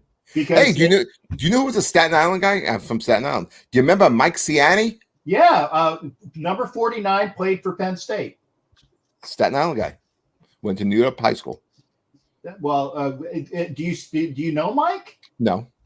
I'm gonna say, but he was a major professional football player. He was like a little kid, but I mean, he was written about like every day, during football season. The Staten Island Advance. Oh, he's still alive. I'll have to look. I'll have to look. Gotta be like in his 70s. Yeah, and again, I remember. Like I said, I even remember old numbers from the guy. I said he was number 40. You're good. Yeah, well, I have my moments. I gotta ask though. Okay, we're going the full gamut. Who is the next New York team that's going to win a championship? Mets. Mets or Nets. Mets or Nets? Okay. I mean, then have you seen the Nets recently? Well, I know what the buildup for him was. They're insane. Harden is the MVP of the league. Okay. Harden is. I knew he was good. I didn't realize he was this good. Can you hear me? Yeah, I hear you. I'm frozen. Yeah, you're locked up with a. We got you on screen, but you're locked up. Okay. We hear you, so no, you're good to go. Okay, yeah. The Nets have won something like 14 of the last 15 games. Harden has been just incredible. I knew he was good. I just didn't realize how good he was. I didn't realize he's the best point guard I've seen the Nets ever have. Better than Kidd. Look, folks, I did not kick Jeff. He must have winked out. I am going to get him back. Hang on a second. I know you guys are still with me. Don't go away. I'm going to get back with Jeff. Oh my God. Why is it when I need to get somebody here? Okay, there we go.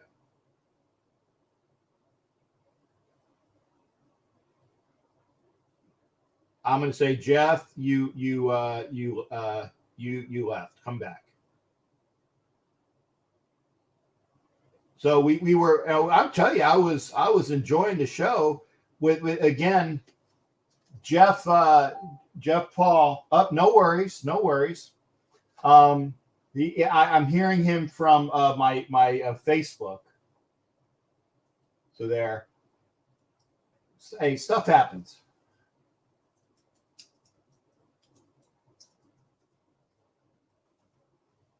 So I'm talking to him now. So hopefully we get, yeah, screen froze.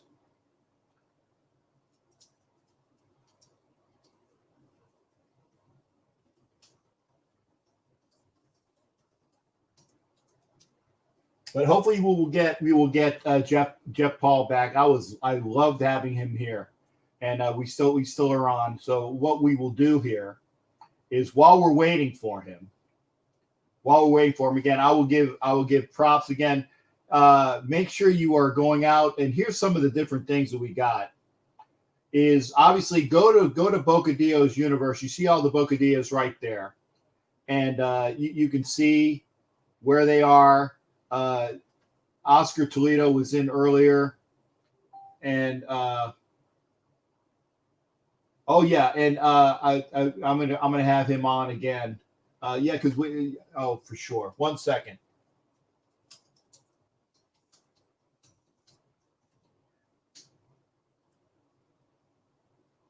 I'm definitely gonna have Jeff Paul on again.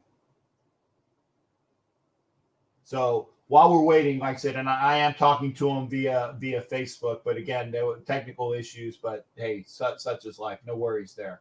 But hopefully you enjoyed having, because again, a very intelligent conversation with a comedian, and we didn't even get a chance to go into the like even some of the comics. So it's like when I have my show, and hopefully I got Jason Dean Hunter coming in here. And again, so yeah, we got Oscar in here, and again, Oscar, I showed all your Bocadillos, making sure that if you need to get yourself your Bocadillo, make sure you got that coming. Oh yeah, and he apologizes. He apologizes to the listeners. No problem at all. We'll do it again. But that was wonderful to have Jeff on. So we will definitely do that again. Stuff happens. And let me put my phone on. And let me just say one thing to that. Said, yeah. Oh, no problem. We enjoyed you.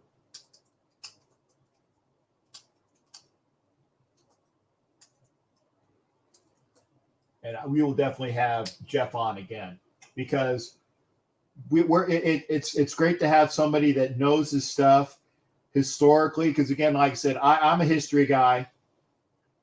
Well, here we go. We got it said Jason Dean, and Jason Dean is definitely going to be a very important part of the show as well when we do the draft show. Jason Dean, you are. I hope that you have no problem doing the draft show with me, and I'm going to put my okay. I'll even put this. He said Harden is a better scorer than Kidd, but that is it. So let me put my phone on. We'll get that done, because we're going to have the Pittsburgh Report with Jared coming in here. And Jared, I'm getting my number or I'm getting my phone turned on. I was doing the comments because I was enjoyed having Jeff on. And by the way, again, go to and he's on. Go to my Facebook, and you can see he's probably one of my the newest friends that I have. Go hit Jeff Paul up on Facebook. Go out and visit him. I said a comic, an actor, and obviously a sports guy. Jeff was doing a show on one of the channels with other people, and God, it was so great having him on for sports, and we will definitely have him on again.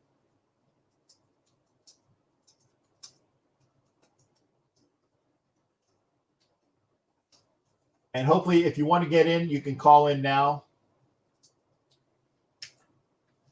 Love it. If you want to be a part of the show, if you want to be, oh right. I appreciate that. And we got a call. We got a call in. Hang on a second here. We got the Pittsburgh Report coming with my boy Jared, how you doing, Jared? Did you get a chance to watch any of the show before Jeff winked out? I watched a little bit of it, but I've been watching basketball tonight too. There's some good games tonight. Okay. So we got some good ones tonight. I mean, we had obviously tonight Texas Southern beat Mount St. Mary's 60-52. However, that was a tight game. Drake edges Wichita State 53-52.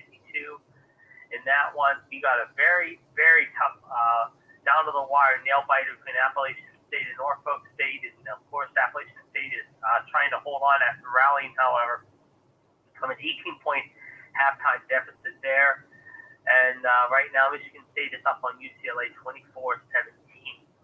So there you go. Okay. So we got some big games, but yeah, like I told you earlier today, how it's been a crazy day in free agency. Of course, we see a lot of teams and a lot of players changing names. However, Kyle Rudolph to the Giants, Will Fuller to Miami. Watson, of course, in trouble again with a third lawsuit against him. But of course, we're looking at other places too.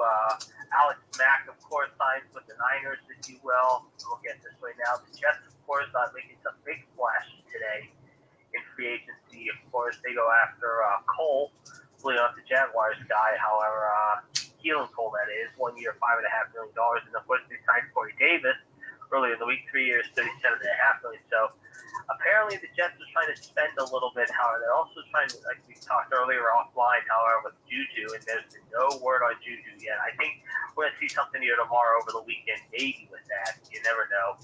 But it's been very low key right now, however, if you will.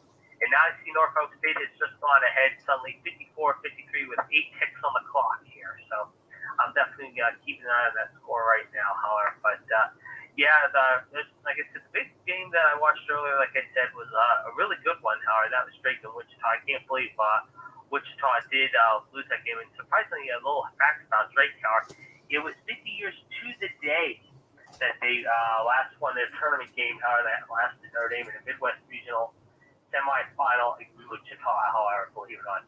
And how fitting is it now, 50 years later, they now will play USC, believe it or not, however, on Saturday.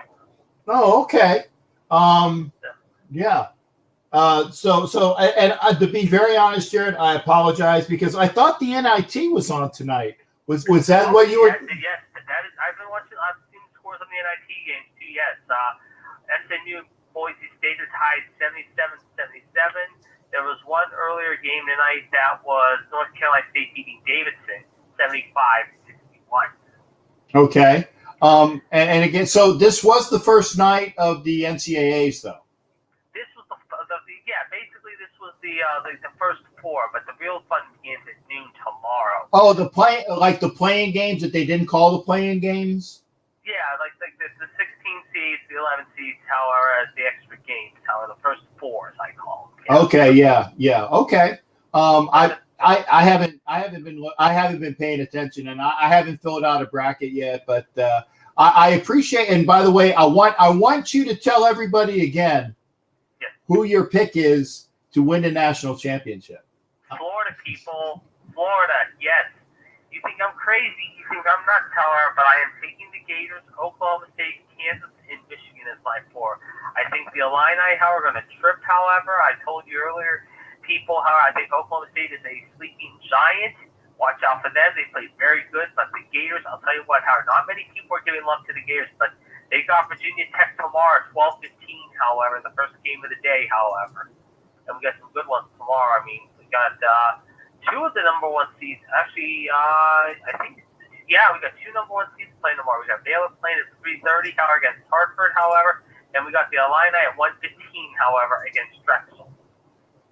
And I put a picture of Jeff up there. When you go to Facebook, make sure you go Jeffrey Paul. That's the gentleman that you want to try to friend over there on Facebook, and send your best to him as well, because I definitely enjoyed having him on. Not that we don't enjoy you too, Jared, but I was just going to say it was nice to have a comic on that definitely knows his sports, and we're both historians as well, so. We're throwing out those names of like the old people that we know. So, and I was gonna say now, did you get a chance? And I got, and Jeff was wearing his Rangers hat tonight, and right out because he was like, I didn't quite catch the final score of that game, and I knew it was a setup. I'm like, yeah, 9-0. But we did, and I wasn't ignoring you, by the way, Jimmy Farrell, about the score with the Islanders. Hey, at least we won tonight, Howard, 4-3. That's right, 4-3. And when Jeff was on, the Flyers were up 3-0, and when Jeff came on, they scored 3 goals. And then I didn't see the last goal; I just saw the celebration. So I'm sure Jimmy Farrell is probably going to tell me why he said we probably lucked one out. But I like that. I think that we've beaten the Islanders a couple times this year. Yeah, I've seen that. My boys unfortunately took one on the chin in Jersey tonight, however, 3-2, however, without Malkin. But that was in Jersey. They played them on Saturday, I believe, back here in Pittsburgh, and then I think they go back to Jersey again on Sunday. But yeah, that was a tough loss tonight in Jersey. However, we'll see what happens. And it is now final. We can tell you another 1-point nail biter. Norfolk State beats Appalachian State 54-53. Know Norfolk State well from my time in Norfolk, obviously, living there. So really good. I think that's an HBCSU, one of the historically black colleges, but they've always had good programs there. Yeah, I mean, Norfolk was up 16 at halftime, however, but they did not do well in the second half. And give credit to Appalachian State. I mean, they outscored them in the second half, 33-18, however, but and they out-rebounded Norfolk State. But in the end, however, it came down to the end, however, and in the end, Norfolk State is now punched their ticket to the next round. Appalachian State is going home. Okay, and while anybody is here, I'm not sure how many people we have viewing.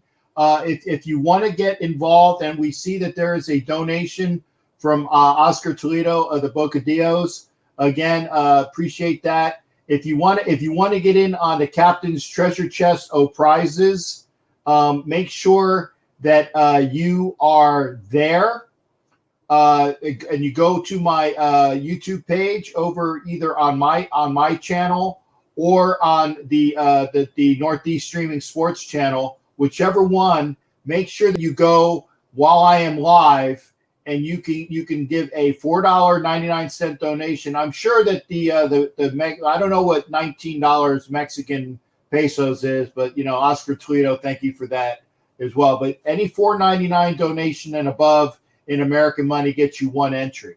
So there you go. I know Vicky Orr came aboard. Good to see Vicky in here as well. Well, I'll get you out on this. We always talk a little golf. However, we have 3 guys who withdrew from the Honda Classic today. Gary Woodland, Scott Piercy, and Doc Redman all testing positive for COVID-19. But Matt Jones, however, the big story, a 61 today. A 61, which is crazy. Yeah. Now, when was the last time somebody shot a 59? I think it was last year sometime, I believe. I think it was, I can't remember if it was in Scottsdale or maybe somewhere on the coast somewhere. I can't remember. It was maybe somewhere down in the southern part of the country. I can't remember. I think it was sometime last year someone shot a 59. Let me Google that real quick, Howard. Last time someone shot a 59. Let's take a look. Oh, wait a second. While you're doing that, I'm going to put my hat on. Make sure, and it's the proper hat. I don't know whether you can see this or not, but I'm wearing my Andrews, the Andrews hat. The old country, old course from St. Andrews. So there you go. So I had to make it apropos. You gotta have it when we're talking golf. I had it ready for you. Let's see, 59 is the magic number. I'm looking here, sub 60 rounds. I think the last time that happened, Howard, I'm looking here. I think it was Scotty Scheffler. But the biggest score, however, was obviously at one point, Howard. That doesn't say when, however, in the second round, Howard. But the last time anyone shot better than 59 was Jim Furyk 4 years ago at the Travelers Championship, Howard. It was in the final round, Howard, tied 5th. He shot a 58. Wow, a 58. My goodness. And I shot a 90 yesterday for my first time this year. I could probably shoot a 90 in 9. Yeah, 10 strokes a hole. I think I can probably make that. I like you said, I'm looking forward to maybe going to Pittsburgh, and if the weather's not real bad, then going out and getting the clubs. And you can laugh your ass off with me, Jared, because again, I don't golf. But I mean, it's a nice course this year. don't worry, Howard. I'll play some good courses around here. Believe me, there's some real nice courses up here. But we're definitely looking forward to it again. Thank you. Vicky Orr has another entry. So we have Oscar Toledo of Boca Dios has an entry, as well as Vicky Orr. And actually, I think Jared has. Did you get an entry in like this last time? I do believe I did. Yes, I did. I think I did. Yes. So anyway, I'm going to go on that note. Get ready for the games tomorrow, and get ready for your Gators tomorrow. The first game of the day, 12:15 against Virginia Tech. Okay, go Gators, man. I definitely looking forward to that. All right, I'll be in touch. All right, thanks again, there. Good to hear from you, brother. All right, that was our Pittsburgh report with Jared. Again, if you're coming in late, we had the comedian, not comedian, that makes her a lady, makes him lady, but the comedian, Jeffrey Paul, that is the gentleman in the picture to the right. Jeff was in here until we had we just lost the comms, which is unfortunate, but things happen. We were talking sports and I can't wait. We will have a section for him for the you know what really pisses me off, and that we're going to do that because that was purely a segment just for him, and what we're going to have that and I'm going to put that to him right now. We're definitely going to have your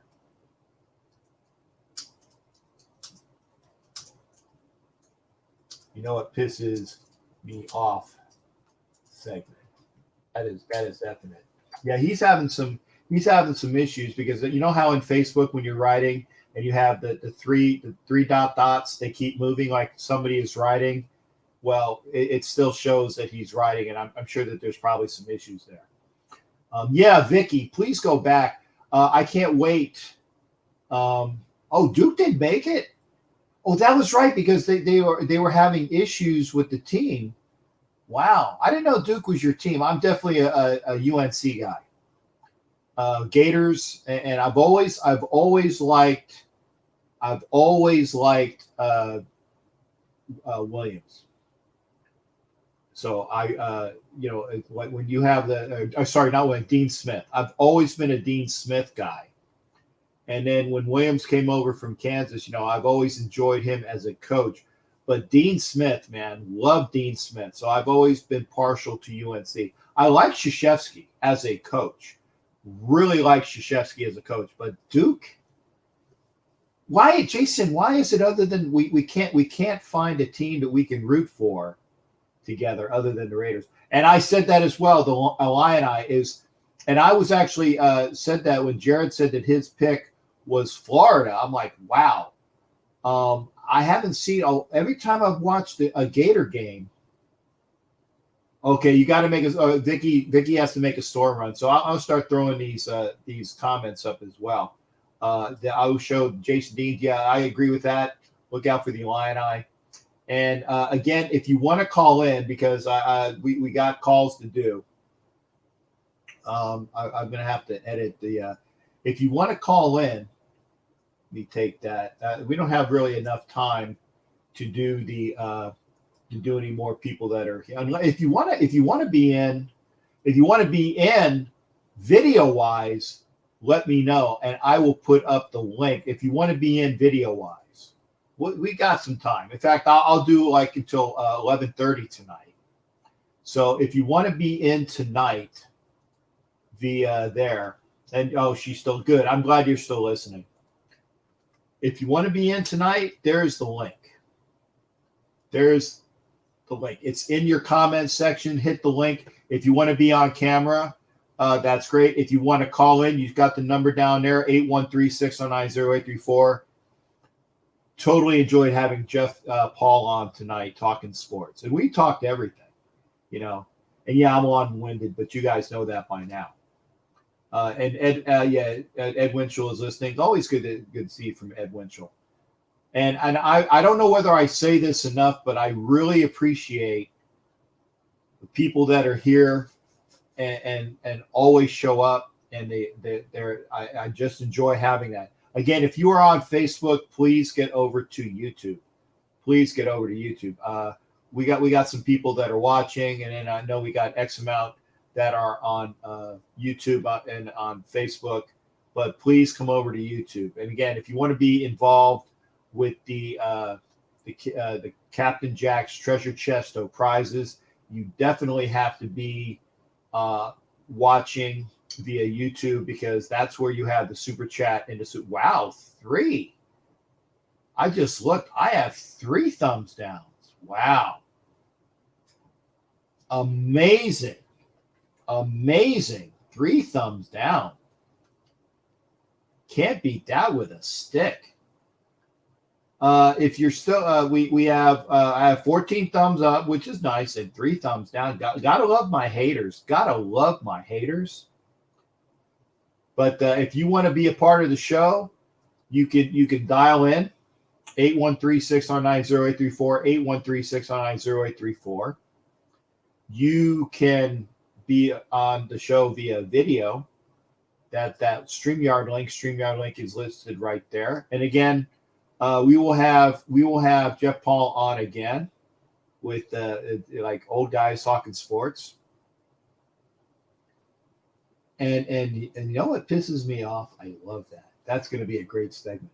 Well, I will, like I said, I will do the show beyond 11 o'clock if there's a call.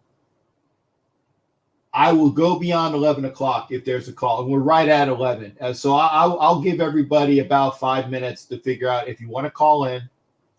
If you want to be on screen, you can hit the link. But let me know, because I always enjoy being out there with everybody and having you on the show. Again, I definitely appreciate Jeff Paul being on the show this evening. I've had all the comments, and I know I missed a lot. Jason Dean says Baylor's going to win the whole thing. So you think they're going to take out Gonzaga? I know Baylor's one of the number 1 seeds. I haven't been paying attention. I apologize. I know Gonzaga is the number 1 seed. Okay. Oh, there we go. And yeah, we got Oscar coming on, and we got Jason Dean coming on. So we're gonna have a triple screen in just a minute. Let me take the big thing off there so I can go to a smaller. There we go.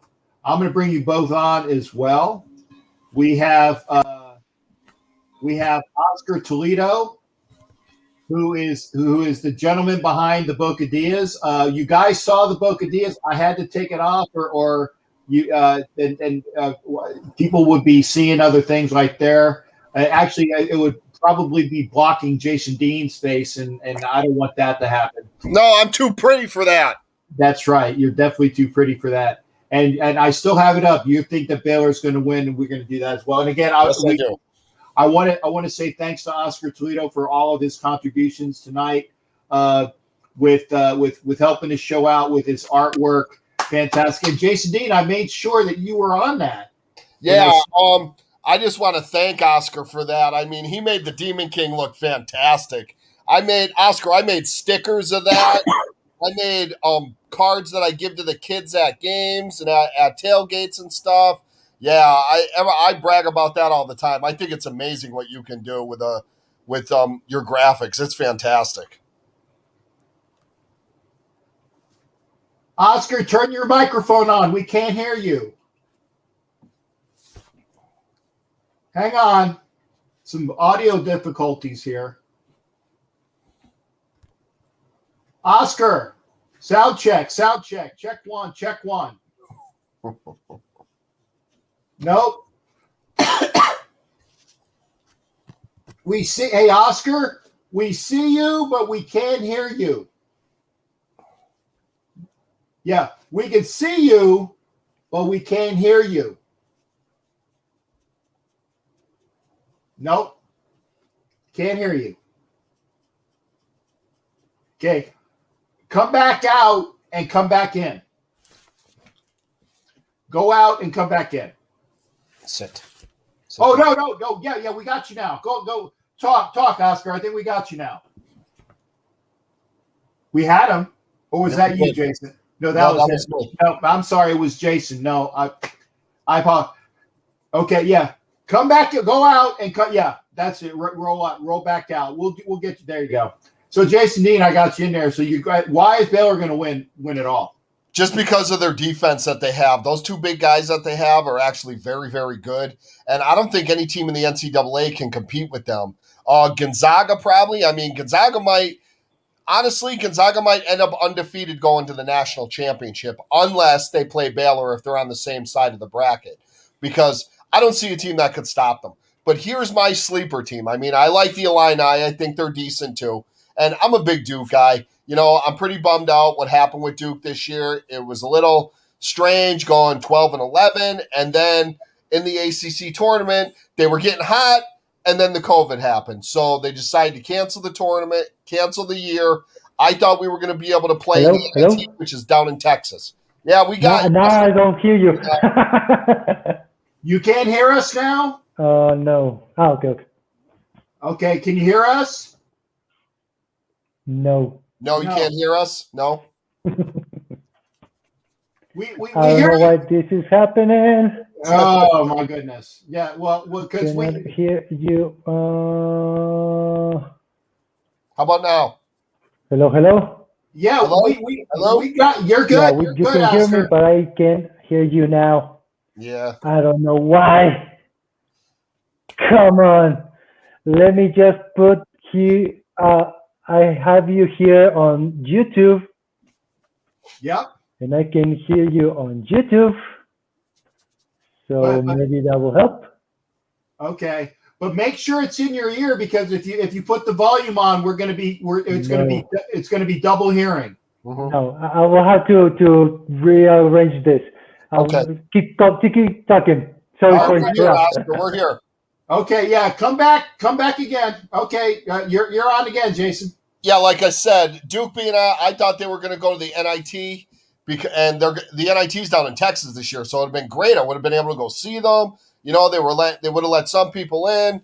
I was going to take my girlfriend and her son. You know, he's a basketball fan, so we would have had a good time. But you know, things happen. Not many years have you seen Duke and Kentucky not in the NCAA tournament. This is the first time in 24 years that Duke hasn't made the NCAA tournament. So, but like I said, my sleeper team, now they're a Final Four team that is a Final Four in Michigan State. You can never count out Tom Izzo's team going into the tournament. No matter what their record is during the year, when they get in the tournament, they play a totally different game.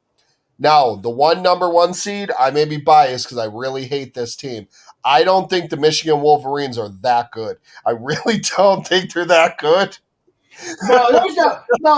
There's no hatred there at all. Oh, No God. hatred. I swear, I won't even wear yellow. I got you. Or what they call it, maize, whatever. It's terrible. Yeah. It's an ugly color for them. Oh well. Captain, what do you think about today? What do you think about Kenyon Drake, Cap? I like the pick. I do a lot. I think he's going to help take a lot off of Josh Jacobs' back. I like him a lot. He's going to catch the ball. He can block. He's not a terrible running back. I know we paid maybe a little bit. Everybody's iffy about that. But you know what? I'm all right with it. And we signed a center. My boy, Nick Martin from Notre Dame Fighting Irish. Go Irish. I got an Irish guy with the Raiders now. I'm pretty excited about that. And when the draft comes and we draft my boy, Jeremiah, everybody say it with me, Jeremiah Owasu Koromoa. I'll just say Joker. And I actually had it ready, and for you, there we go. I had him ready because because he wasn't on the screen when I had that listing, and apparently you guys couldn't hear me when that was going on. So I apologize there. I'll fix that. He can play guard or center. Like when he was at Notre Dame, that offensive line was sick. With him, his brother, with Mike McGlinchey, you know, it was a sick offensive line, and he's a good ball. If he stays healthy, he's going to help us out a lot. I'm very happy that we got him. I mean, I'd like to see Kelvin Beachum possibly. You know, my man, the chef, the chef said something about Kelvin Beachum, so I went and looked him up a little bit. I know he can play, but he looks good. He would be a good right tackle for us. But Well, I'm hoping in free agency we grab one, because it's starting to become possibly we go after Darashaw from Virginia Tech, and that would pass up my boy, and I wouldn't be happy about that. I want my guy. I like it. Now, if you give me only, well, I wouldn't say only because of you like drilling that name in my head since like the last 3 or 4 months. But if he's not there, now who would you rather have? If Joker's gone, right? Would you take Pay, or would you take the other linebacker from the small school that you were talking about? Oh, Zaven Collins. Zaven Collins would be fantastic in a 3-4 because he could play outside or inside, And I mean, I know we signed Nick Morrow, we signed him back and all, but me personally, if Jeremiah's gone, I'm going to be a little bit bummed. I mean, Kwity Paye is sick. He's a freak. He's a different kind of guy. I mean, with him, Max, and Ndakwe, and if we get somebody else in free agency by any chance, we kick Cleveland inside, it's a toss-up for me, because he is from Michigan, but I know he's very good, but if it came down to it, honestly, I would rather the offensive tackle. Okay, now and hopefully it won't do it again. I'm going to try it with this. I'm going to put it up. Okay, there we go. And I don't have it on the full screen because I'm afraid that if I had the full screen, you won't be able to hear anything. So I'm just going to do it right there. Yeah.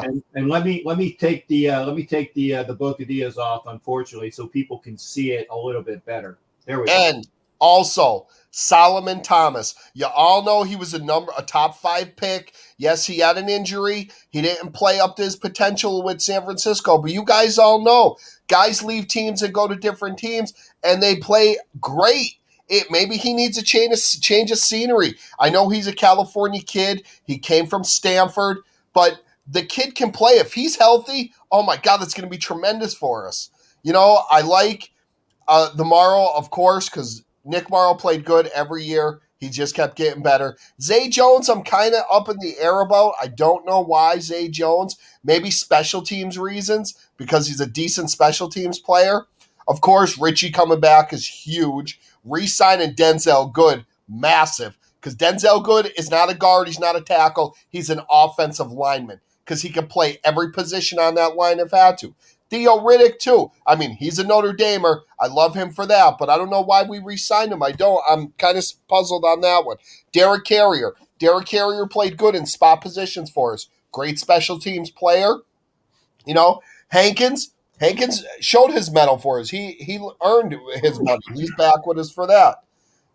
And Quentin Jefferson, I mean, he wasn't great in Buffalo, but you never know. You don't know with these guys. He could turn into the next, I don't know. I'm not going to say, I'm not saying anybody great, but he could become he could become him and, what's his name? Hankins could become our Sam Young. And who was the other defensive tackle we had those years, Captain? Oh, Perella? Perella? Yeah, Perella, one of them. Yeah, he could become that. A great role player. All he's got to do is take up double teams so Max can get free. Once Max learns to stop crashing that edge and going straight up field all the time and coming in, he needs to hold that edge. That's his one flaw. Hold the edge. Max, if you're listening, I hope you're listening out there, Mr. Max Crosby. Love you, kid. Condor, I love you. Eastern Washington, baby. Hold that edge. We're going to need you to do that this year, buddy. We're coming back stronger this year. I know everybody's losing their mind about losing Rodney, losing Gabe Jackson, losing Trent Brown. But guess what? How much did Trent Brown and Gabe Jackson actually play last? Or not Gabe Jackson, I'm sorry. Trent Brown and Richie Incognito. Yeah, Richie didn't play much, but when Richie did play, he played well those couple games. I know it was only a couple, but he played good. And Gabe Jackson, he declined every year. our offensive line wasn't really that good last year. We were the highest paid offensive line in the league, but every year Rodney went down. I know he only gave up 3 sacks and over 4,000 snaps. I know, but his run blocking wasn't great. And we got an all-pro running back there. We need guys that are going to road. We need road graders. We need people that are going to push the pile. So Jacobs can hit that little hole and bounce out. He can easily get a 1,200-yard rushing year. He can. He's that good. And now we Kenyon Drake. And, of course, when we got the battering ram ahead of him, Alex Ingold, smashing dudes off the ground, we're going to be fine. Everybody, take a deep breath. In the words of the infamous A.A. Ron Rodgers, RELAX. Relax. We're going to be fine.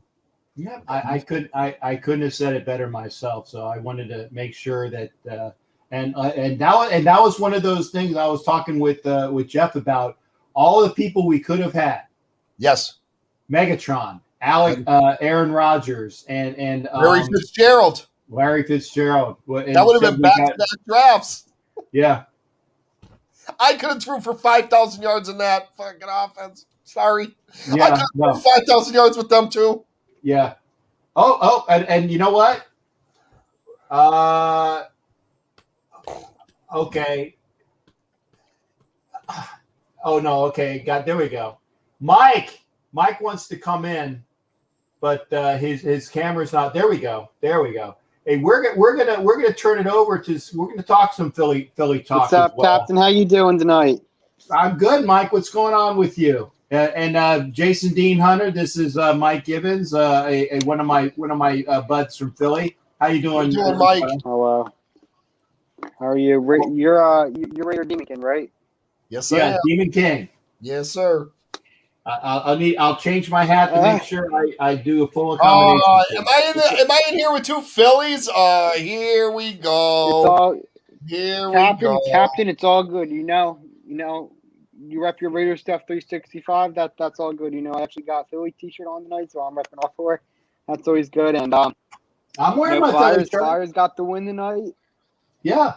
And I was waiting for Jimmy Farrell. He's like, what? You're not talking about your win tonight? And I'm like, dude, I mean, we won. Now, talk to me about the last goal, because I didn't see the last goal. I was watching when we had Jeff on.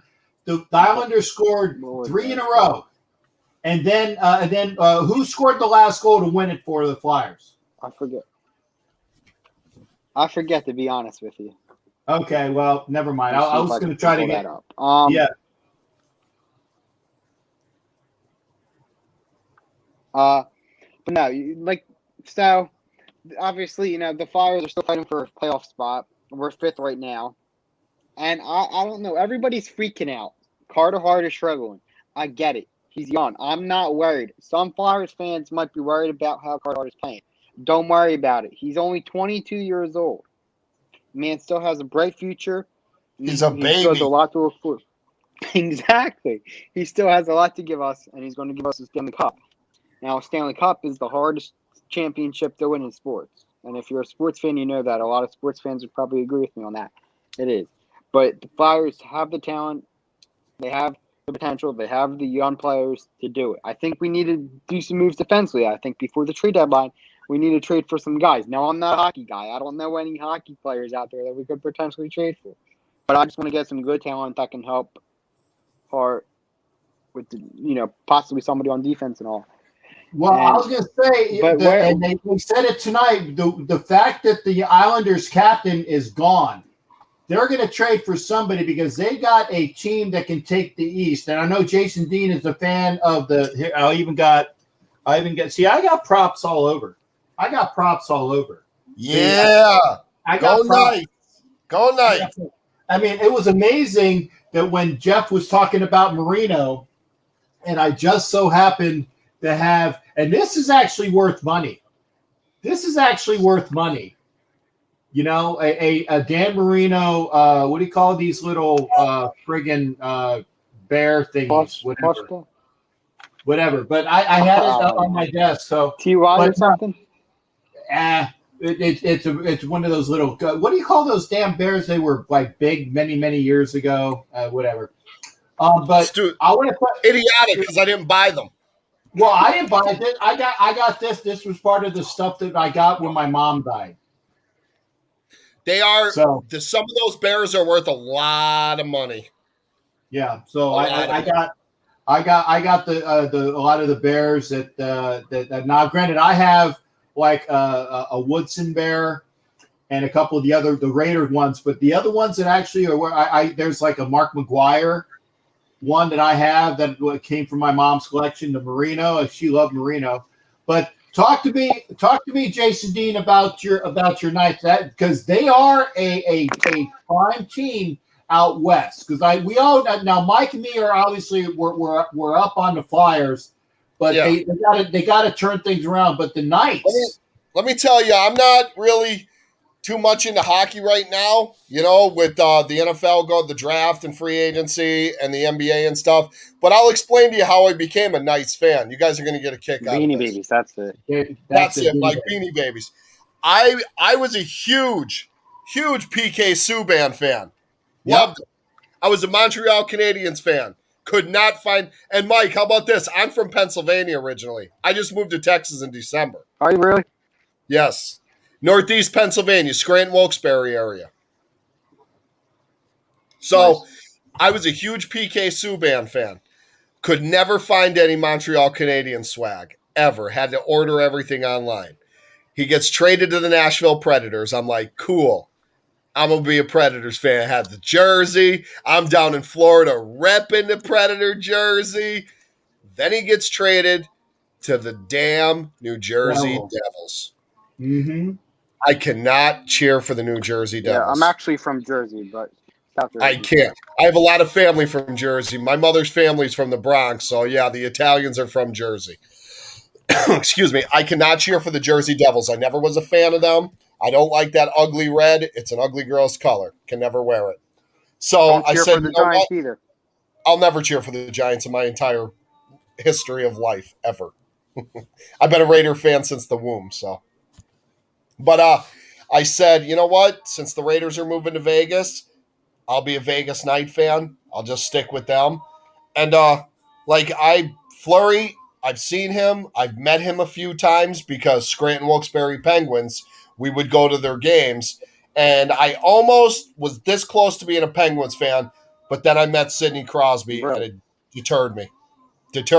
Sidney Crosby was one of the worst people I've ever met. He was terrible to kids. He wasn't a nice guy. Malkin, great. Malkin was great to the kids. Signed a ton of autographs. Fleury too. The other goalie, Mullen, what's his name? The Matt kid. Their other goalie. I know you're talking about. But yeah. He was real good too. But Sidney Crosby, terrible human. He reminded me a lot of Aroyd. That's why I didn't like him. But Philly, I remember when I was younger. Lindros. I remember Hextall when I was younger. We were kind of into hockey a little bit in my family. My mother was a Rangers fan because she was from New York, so she was a Rangers fan. My grandfather was a Rangers fan as well. They tried to get me to be a Rangers fan. Like, no, absolutely not. I'm not. I don't Messier. No, I'm good. I'm cool with that. Whatever. But yeah, I haven't really been keeping up on hockey too much this year. Little by little, I'll see it. I'll check the scores and see if the Knights won or not, but I haven't really been keeping up with it.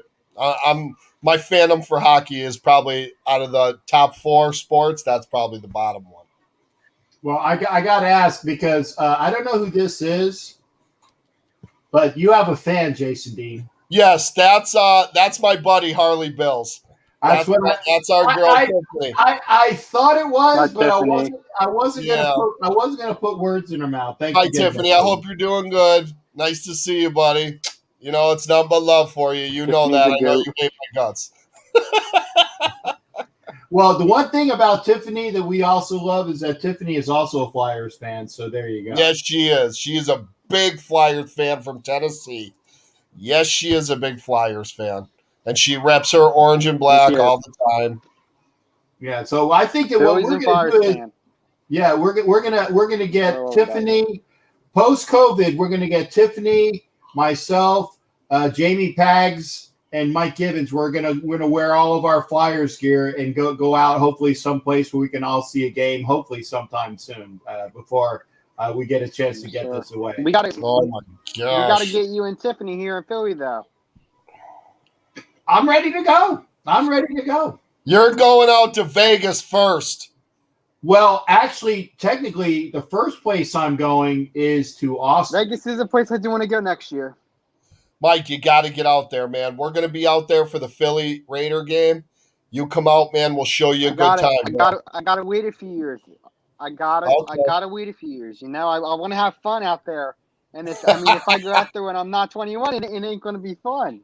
I'll be out there in a few years as well, So man. You'll see the I know Demon we play King you guys rolling this year out. out there, but next time we play you guys, We'll show you a good time. Well, the next time we play him, we'll be in Philly. Yeah. Yeah, when the next time we play the Eagles, and again I said that correctly, you will be 21 by then. You guys better take care of me out there in Philly, you and Jamie, because I know how you Philly fans get. No, I can't be letting my costume get destroyed, man. I can't be letting my gear get messed up. I'll have my girl with me. By that time, she'll be my wife. I can't let people talk to my wife like that. Yeah, and see, and I've said this. I'm on record saying this. The only place that I would ever probably not dress is Philly, because I know Philly. And the you come with a bunch of different outfits, all right? Well, no. But if I'm going to a Raider game in Philly, I would have to dress. That's why I said if I want to see an Eagles game and not have everything ruined, I would wear, and it wouldn't be when the Raiders would be playing, because I always wear my colors. I would go to Philly for an Eagles game, but the Eagles playing somebody else, because I'm not going to have multiple $1,000s of all of the stuff that I wear get ruined. I'm not having that happen. So it's a shame, because that's the only place I wouldn't wear my stuff. But not all Philly fans. I do want to go somewhere this year. Not all Philly fans are the same, because I have some friends that are Philly fans. They're intense. Yeah, we are. But I would go, like I said, I would go dressed as long as I have seats next to Jamie, because then nobody would F with me. Nope, not at all. If I had a seat next to Jamie, nobody messes with Toy Sports Guy either. So yeah, you're in good shape there. There you go. I don't care who I'm around, as long as my stuff don't get messed up and my wife doesn't get disrespected, I'm good. That's right. And I said I would go out to Philly in a minute, but I would have to make sure. Not that I'm afraid. I'm not scared. I just know I have too much to lose. Literally, too much to lose with what I'm wearing. Yeah. I get that too, Captain. You know, I want to go enjoy the game. I like banter. It's fun to do that. You know, it's fun to banter, but I'm not going to deal with some drunk guy spitting on my wife or throwing beer on me or throwing beer on her. I mean, I am Italian. We stick up for our women. I'm not afraid. I am from Pennsylvania. I know how it is. Oh, I got you. So I got to ask now. We're up almost at 11:30, and I want to get your thoughts first off of your thoughts of having Jeff Paul on tonight. I thought he was great. I thought he was awesome. I can't wait to talk to him again. I like his knowledge, you know. And Mike, I'd like to talk to you too about like sports and that, because you seem to have great knowledge, and that's excellent for me. I love talking sports with people that know what they're talking about. Some people just don't know. They watch too much NFL Network or they watch too much MLB Tonight, and they think they know everything. You know, I've accumulated a lot. That's me. I do watch a lot of NFL Network at times. Well, yeah, me too, but you're not dumb. You know, you're a realist. You know stuff. You're not just going to be like strictly fanboy. You know what I mean? You know stuff. Oh, yeah. I try not to be. Yeah. Like, I like Jeff. I thought Jeff was excellent. But the one sports thing that I'm hyped for right now. Oh, and I have no problem. Dress up in Pittsburgh Oh, next season. Pittsburgh doesn't scare me.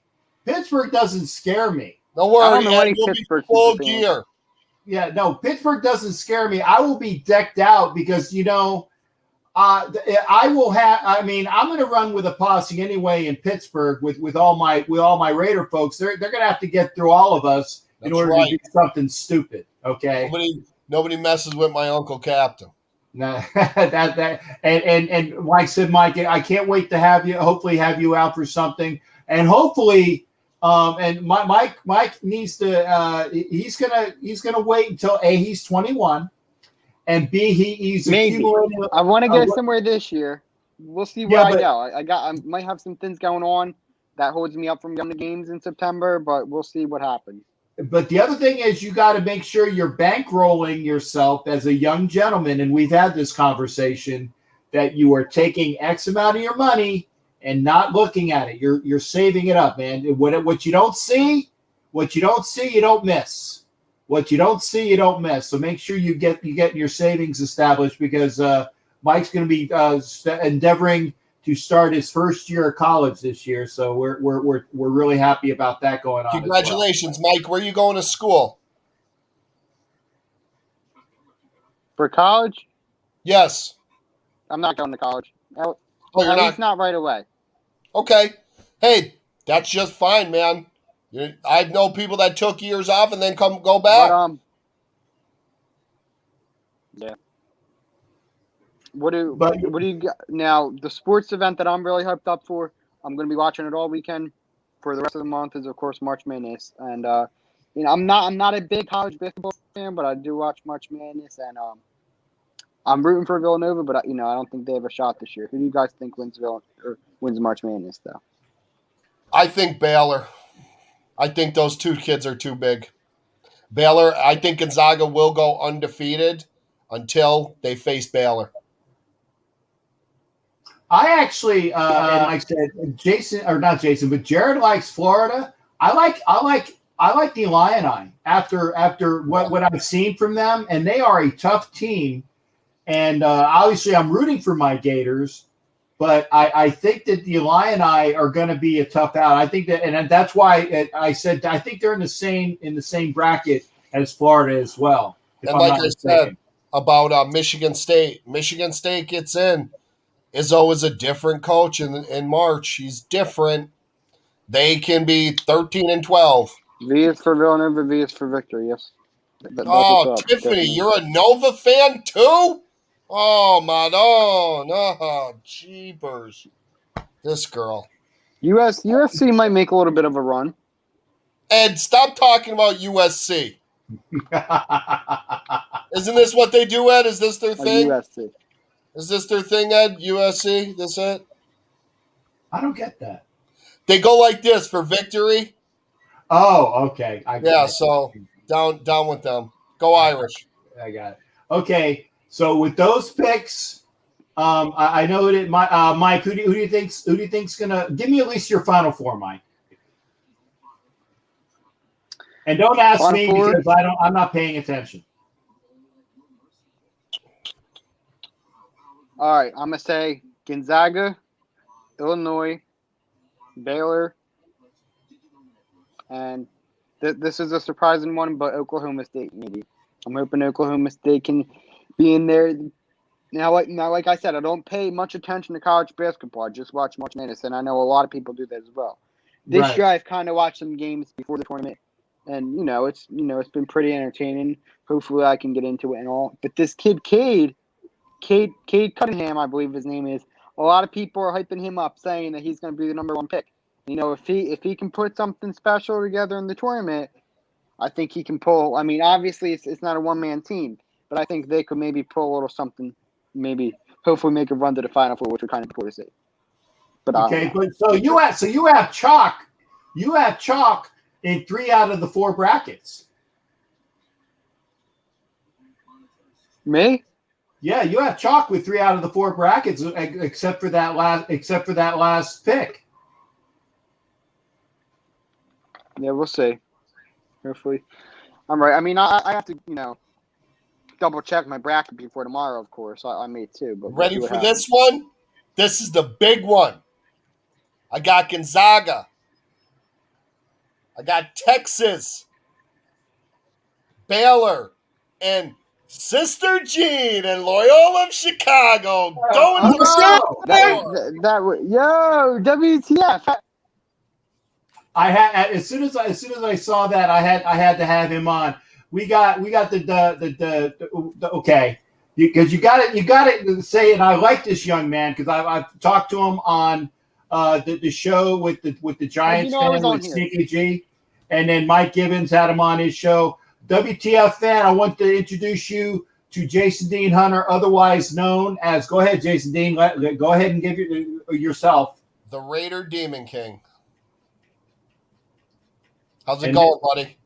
I'm good. How are you? I'm all right, buddy. I'm all right. Enjoying life in Texas. Yeah, I'm in actually Chicago. Backstage Sneaky show right now. Oh, you are? Yeah. Yeah, and I'm gonna head on over after we end the show. I'm gonna go over and say hi to Sneaky as well, so I can say hi to him as well. But, I saw Chicago. Yeah, I saw the gentleman come in. And what Sister Jean is you want to come over too and meet Sneaky G. Yeah, Sneaky G's a really cool Giant fan there, Good Jason guy. Dean. Oh, I believe that. Good Kevin, guy. anybody you bring in, I know are good people. If they're good with you, you're good with me. Oh yeah, and Sneaky G's been on our show once before, so yeah, it was a like. Has he? Yeah, he's been on the show. He's been on the show once before. Now, Mr. I've never seen him on your show before. Yeah, Sneaky G was on the show once before. Yeah, so I got to ask WTF. Yeah. WTF? What? First off, now you're behind, so you're not. You're at 10:30, so I won't be upset at you for blowing your bedtime because you're on Central Time.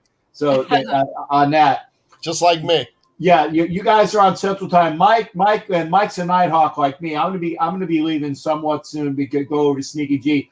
Who are your picks in March Madness there, WTF? So I don't watch too much college. I know who's really good now. I know Illinois is really good. Gonzaga. I'm not too much. I don't watch too much college basketball. But if I had to pick, I mean, I did say this. I said sometimes I am a little bandwagon for college basketball. But I have always been close to Loyola, just because I'm in the Chicago area. Them or maybe Maryland. I don't know. I'm mostly a Loyola fan. If I'm talking college basketball, it's Loyola. I have them in my final I feel like hearing the story with Sister Jean a few years ago, and nobody quote me on this, I might be wrong, but I know she was having some health issues, might have had COVID a few weeks ago. Now, yeah. Right? Yes. And now they're letting her go to Indy, which is awesome. And Yeah. I feel like, nobody ever heard of the team until we heard about her. We heard about her a few years ago when they made a run to the Elite Eight. And I mean, if they won, I'd be happy for them because of her. Me too, because they're a small deserves school. to see that before she goes. Yeah, it's a small school. It'd be They awesome. weren't really talked about that much this year, even with her, because everybody's picking chalk. Everybody's picking Gonzaga. They're picking Baylor. They're picking Illinois. They're picking Michigan, which I hate Michigan beyond belief. What's chalk? So bad. Oh, God. Chalk is the number one seeds. That's why I said you were picking chalk for 3 Yeah, out of chalk your is 4 all seeds. 4 number ones. Yeah. Oh. Haven't you ever heard Rock Chalk Jayhawk? Oh, stop it. I don't Stop. That's stupid saying. I'm just saying that's one of the reasons why they'd say Rock Chalk Jayhawk. But anyway. Hey, but I tell you what, gotta love Kansas. I gotta ask WTF a couple questions. Yeah. What do you think about Ryan Fitzpatrick? Okay. So I have some They had mixed this feelings 50-year-old about man him. starting at quarterback. It ain't going to go down well. Hey, you never know until it happens. But I did have some mixed feelings. I do think we could have got him for a lot cheaper. And even if we threw in an offer cheaper than that, we always could have raised the price up to 10 mil. I don't know, because if he sits on the bench for the year, I mean, I don't like that 10 mil going to him. You think Heineke is going to start over him? I think whoever puts in more work will be the starter. It's probably going to be Fitzpatrick. You know, Fitzpatrick has got great worth. He'll be good for Heineke to teach him how to play the game Right. the right way. I love Alex Smith. I do. It's a great story. He just didn't fit in with Ron Rivera's scheme. He just didn't fit in with that. I mean, it's not that. It's just nobody expected him to come back. No, and they're worried about him getting hurt. Right. I get that. I completely get it because the offensive line is a little but yeah. I mean, it's not the best, but it's obviously, I mean, not the worst. Yeah. And the thing that he said about the organization and how we didn't want him in, I mean, yeah, you can say that, but at the end of the day, we helped you through your injury. Yeah. I mean, you can talk all this smack. You said what? That's the boss. The boss. The boss said that she needs you on our elite shows. So that's good. When we start doing the shows on Friday for the Elite Superfan show with myself and Bill's Fred Kilmartin, you need to make sure you make yourself available there, WTF. For sure. That's it. So, because again, when the boss says it, it has to happen. And I know you got a playoff caliber defense. I love Chase Young. I do. Yes. Now I like him. I didn't like him when he played in that college in Ohio. I didn't like that at all. I'm a big Notre Dame guy, so.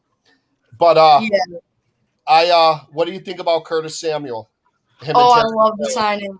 I love it so much. I wanted him in Vegas. I really did. Yes, I think this is now. A lot of people say that maybe we underpaid for him, but I think it was the right price. That's okay. It was the right price. That it was fair for us and it was fair for him. All right. Go ahead, bud. I loved it. I mean, we needed a wide receiver too. I mean, we are missing a little bit more, and that's what I mean. Every team is going to miss something.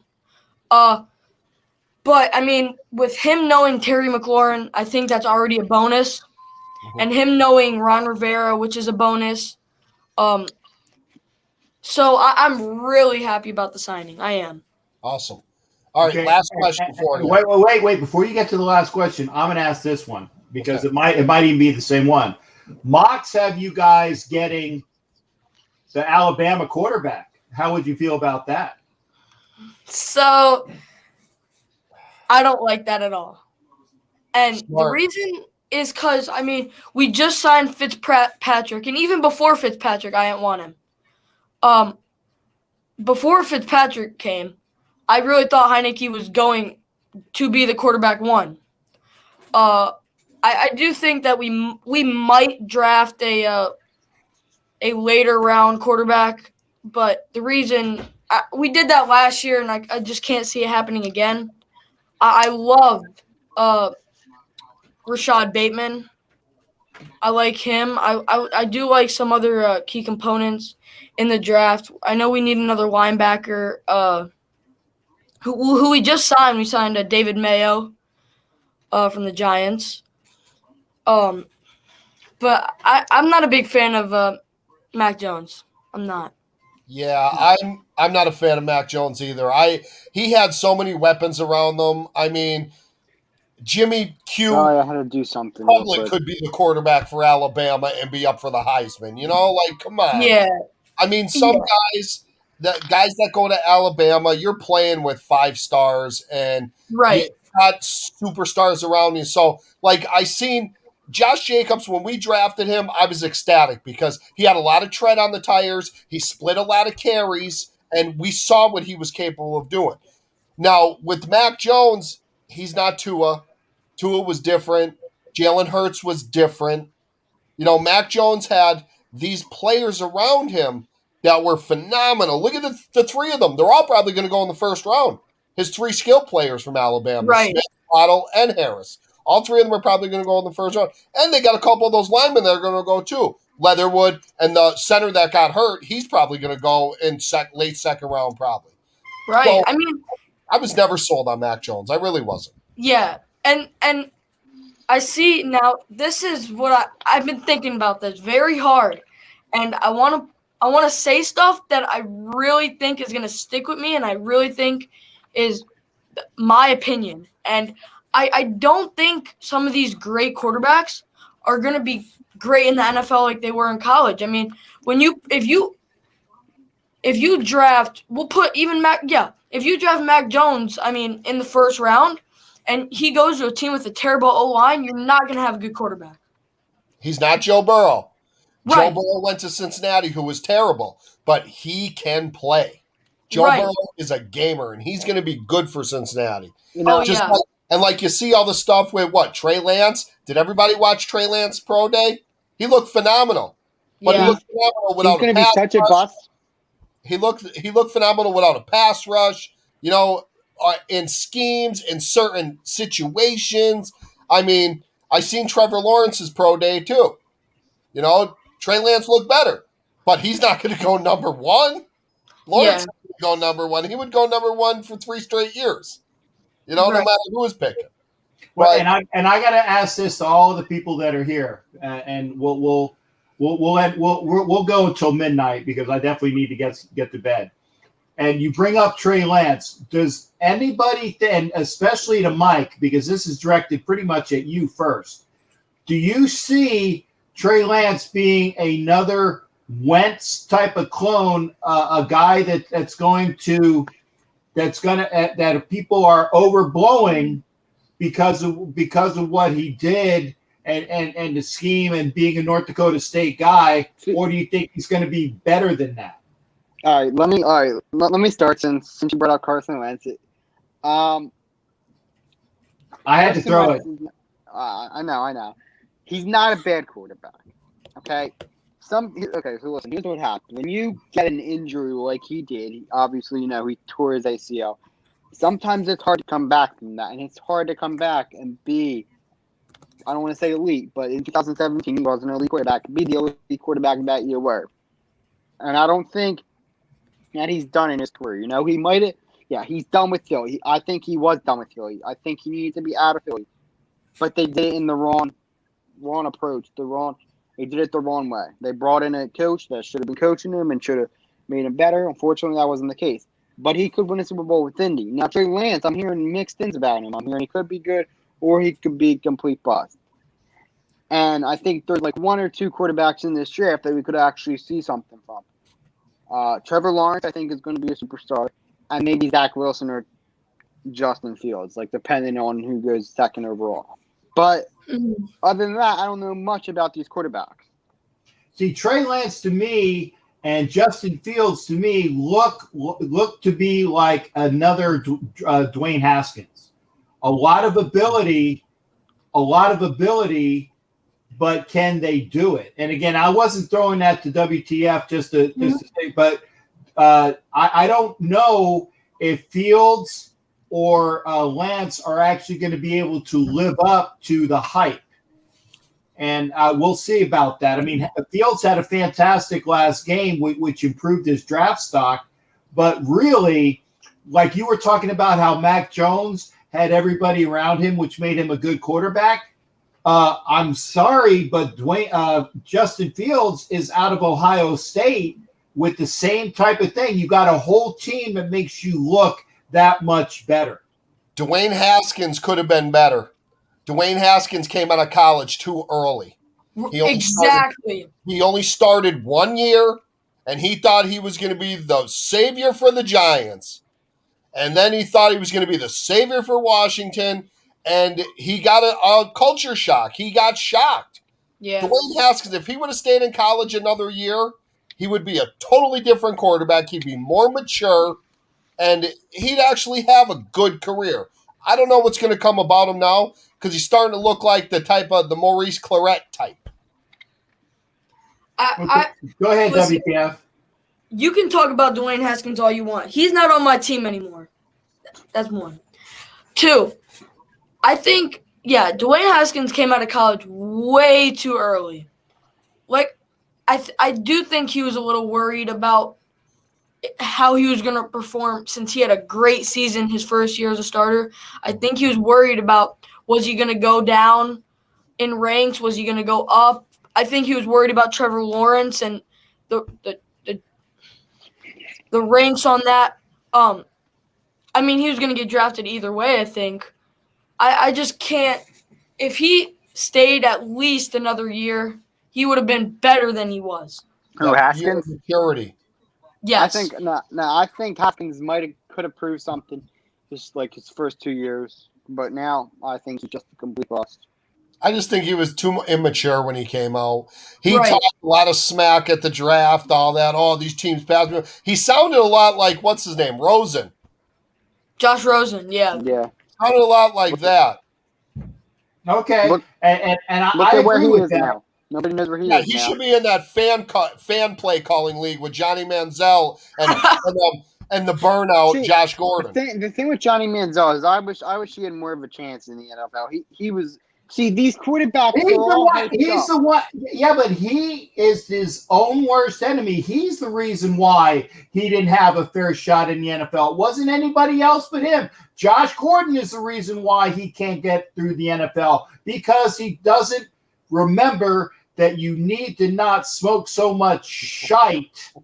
Okay, and there you go. Yeah. Okay, and so again, all these people that didn't make it, it's because they are immature and they can't handle it. So again, I'm going to say that, and then I'm going to get everybody out on this. I got an Eagle, I got a Washington football team gentleman, and I got my boy Jason Dean with the Raiders. Who is your favorite pickup so far in free agency in for the first couple hours? I'm going to start with WTF. I can't speak. No, Mike, you're going next, but I want to get my boy WTF up there. What am I going to say? I have to say Curtis Samuel. Okay. Well, since you already talked about him, who's your number two then? My number two. I'm sorry, I'm throwing hard stuff. I know. I like it though. Okay, good. I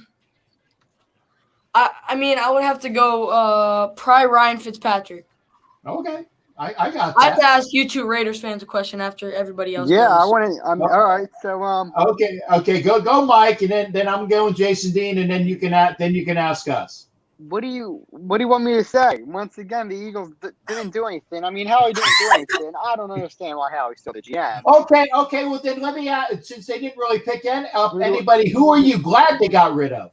Okay, who am I glad they got rid of?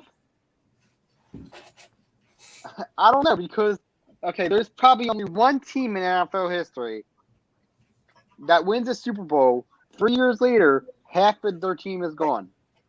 Captain, I know you're good on your football knowledge. Do you know of any other team in NFL history that's done that? No, I can give you a baseball analogy. The Marlins, every time they win a World Series, they get rid of everybody. But I don't know of anybody in football that's done that to the same degree. So yeah, you are correct there. It's not normal. You are correct there.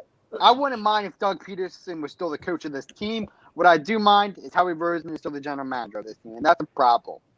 Okay, and I'm sure you're talking to WIP every day, right? Not every day, but I call in here and there. I knew it. I know Philly guys are going to talk to WIP. So you make sure you continue with that. Jason Dean, you're number one and number two. I'm so happy we got them in free agency. And then WTF's going to ask us a question. Yannick Ngakoue. Okay. We can't Yeah, go yeah, wrong yeah. with him. We need pass rush, and we got one of the best out there. Hopefully it turns around for him with the Raiders. Number 2, I mean, I know you guys are going to think this is funny, but I'm a homer, so I'm going with Nick Martin. Well, no, we need that, especially when Hudson was gone. And the reason why is because he can play center or guard. If we have to bump Denzel Good out to tackle, Nick Martin can go to guard. Andre James will play center. If him and Andre James go at it, Nick Martin can play center. Denzel Good will be there. And then, we'll see what we do at right tackle. But my number 1 will be when we draft Jeremiah Owusu-Koramoah from Notre Dame. And if you guys don't know already, Jason Dean wears. Go ahead and give you those colors again because I screwed them up for Notre I've seen Dame. it. I wear blue and gold. There you go, Blue and gold on Saturday and silver and black on Sunday. Okay, WTF? What was your question for us? You're a Now, Notre Dame fan? Huge. I got 2 tattoos. One of them is the Irish. Do you have any Ray tattoos? Yes, I do. That's it. Only a Raider tattoo and a Notre Dame tattoo. That's all I have. And I'm a good Jewish boy. I don't have any tattoos, so there you go. so Thinking about it. what do you guys think on Marcus Mariota? And I guess the Raiders asked to take a pay cut from him. Yeah. I think I'll go first, Captain. I think that we should have let him play a little bit more last year because it would have gave us more of a trade bait. You know what I mean? We possibly could have got a 2nd rounder, maybe a 3rd. Now, the way I look at it, we're going to end up releasing him, or we might even trade him to hell. Who do you trade? Where do you trade when you want to trade guys to hell? You send them to Chicago. Yeah, but Chicago already has 2 quarterbacks. They got You think they Andy want another one? Dalton. Stop it, I Captain. know. Andy Dalton. Stop. They got Nick Foles and Andy Dalton. You Oh think my they're going God! to trade? 2 backup quarterbacks. That You play think they're going to trade for Mariota? No. But for real, WTF, I liked the signing of Marcus Mariota because I knew it was going to push Carr. I knew he wasn't going to start over Carr. Everybody knew he wasn't going to start over Carr. The only ones that didn't know were the people that hate Carr. But I think he's going to end up getting released. I think he's going to end up in New England, honestly. I do. Yeah, you stole my thunder. Yeah. Sorry, Captain. My answer to you, WTF, is I like the signing for all the things that Jason Dean said. In fact, I can say ditto with pretty much everything that Jason Dean said. I like the signing. I liked him pushing Carr. I think that we underutilized him, and now because we underutilized him, we don't have the advantage of trying to get rid of him because he's overpaid. We asked him for a pay cut. And he basically told us to F you. And so that's now that's going to kick our butt. So when we don't, when he says no to the pay cut, we're going to end up cutting him. And the first place he's going to be going to New England, and he's going to be the starting quarterback for the New England Patriots. Mark it down. Hey, God, I'm so bad. Hey, I hope Mariota gets a starting job. I think he could be a good quarterback, a good starting quarterback in the NFL. Yeah. I do. Depending on where he plays. And the Raiders quarterback room is looking really good with Mariota and Carr, but I do think you guys could get something from Marcus. Hey, don't forget, we still got Nathan Peterman there. I was just gonna say Nathan Peterman right now is our backup until but here's another thing. We will be drafting a quarterback this draft with all of the extra draft picks that we've gotten for Hudson and for Gabe Jackson and all these other picks, and even the higher pick that we got for Brown. We have an accumulation of all of these picks in like rounds 5 and 6, whatever. Captain, you know who we're going to draft? Yeah, I know. I see the smile. We're going to draft Book. Ian Book, baby. Ian Book. I'll be the only Raider fan with his jersey. Yeah, you will be. Even his family won't buy a jersey. Guys, I appreciate it, but I got to get us out. So, again, awesome Mike, to you guys. Nice to meet you, Mike. Nice to meet you, WTF. Let's get together. Let's do this again, man. Yes, for sure. Definitely, no doubt. Maybe next time I'll come fully geared. Yeah, there you go.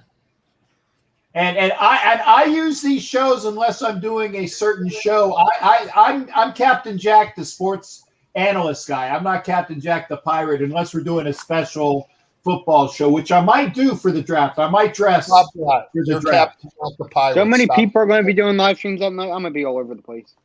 Yeah. Yeah, so we'll do that. But again, gentlemen, Mike and WTF and Jason, I appreciate you guys coming aboard, and it's always a pleasure. And remember, get the word out. Get everybody over to Northeast Streaming Sports, and go get to Jeff Paul. Go get him on Facebook. Great guy. And He's going to be on keep CT's watching. show. I'm And going to also, go over you to guys- Stevie real quick. Mike and WTF, good luck this Nice. season until Thank you nice play meeting us. you. Yeah. I'll see you up there. Maybe, you never See know. me Maybe out I'll be there. in Vegas. Who knows? Yeah, you guys have a great night, Captain. Salute, All right. my friend. You guys have a good, safe night. You too. Demon King out. Thank you. All right. Thanks again, gentlemen.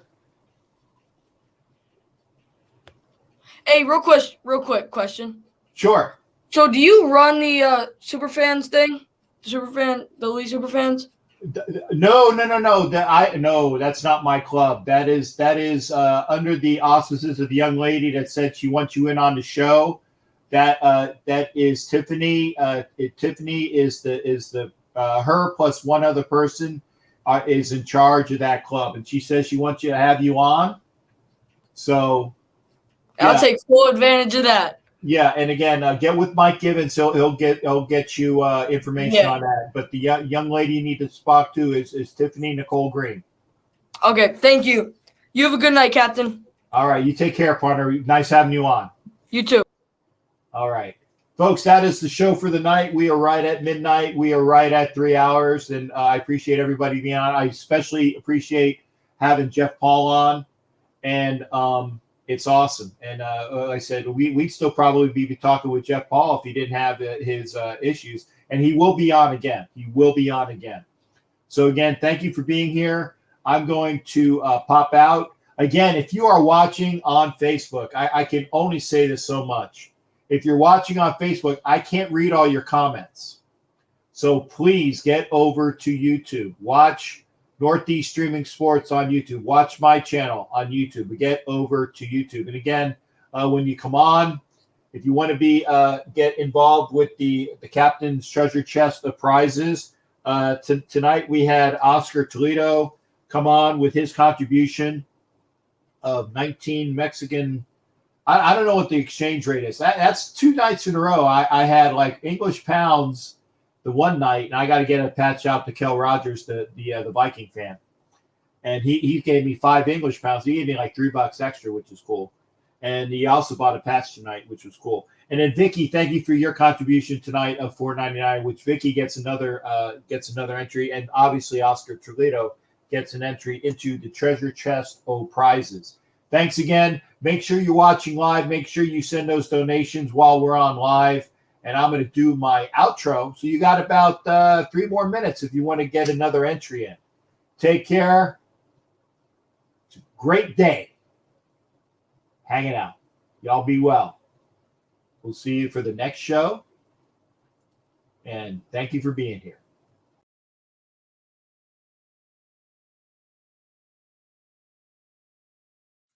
You're listening to the Captain Jack Sports Show on Northeast Streaming Sports.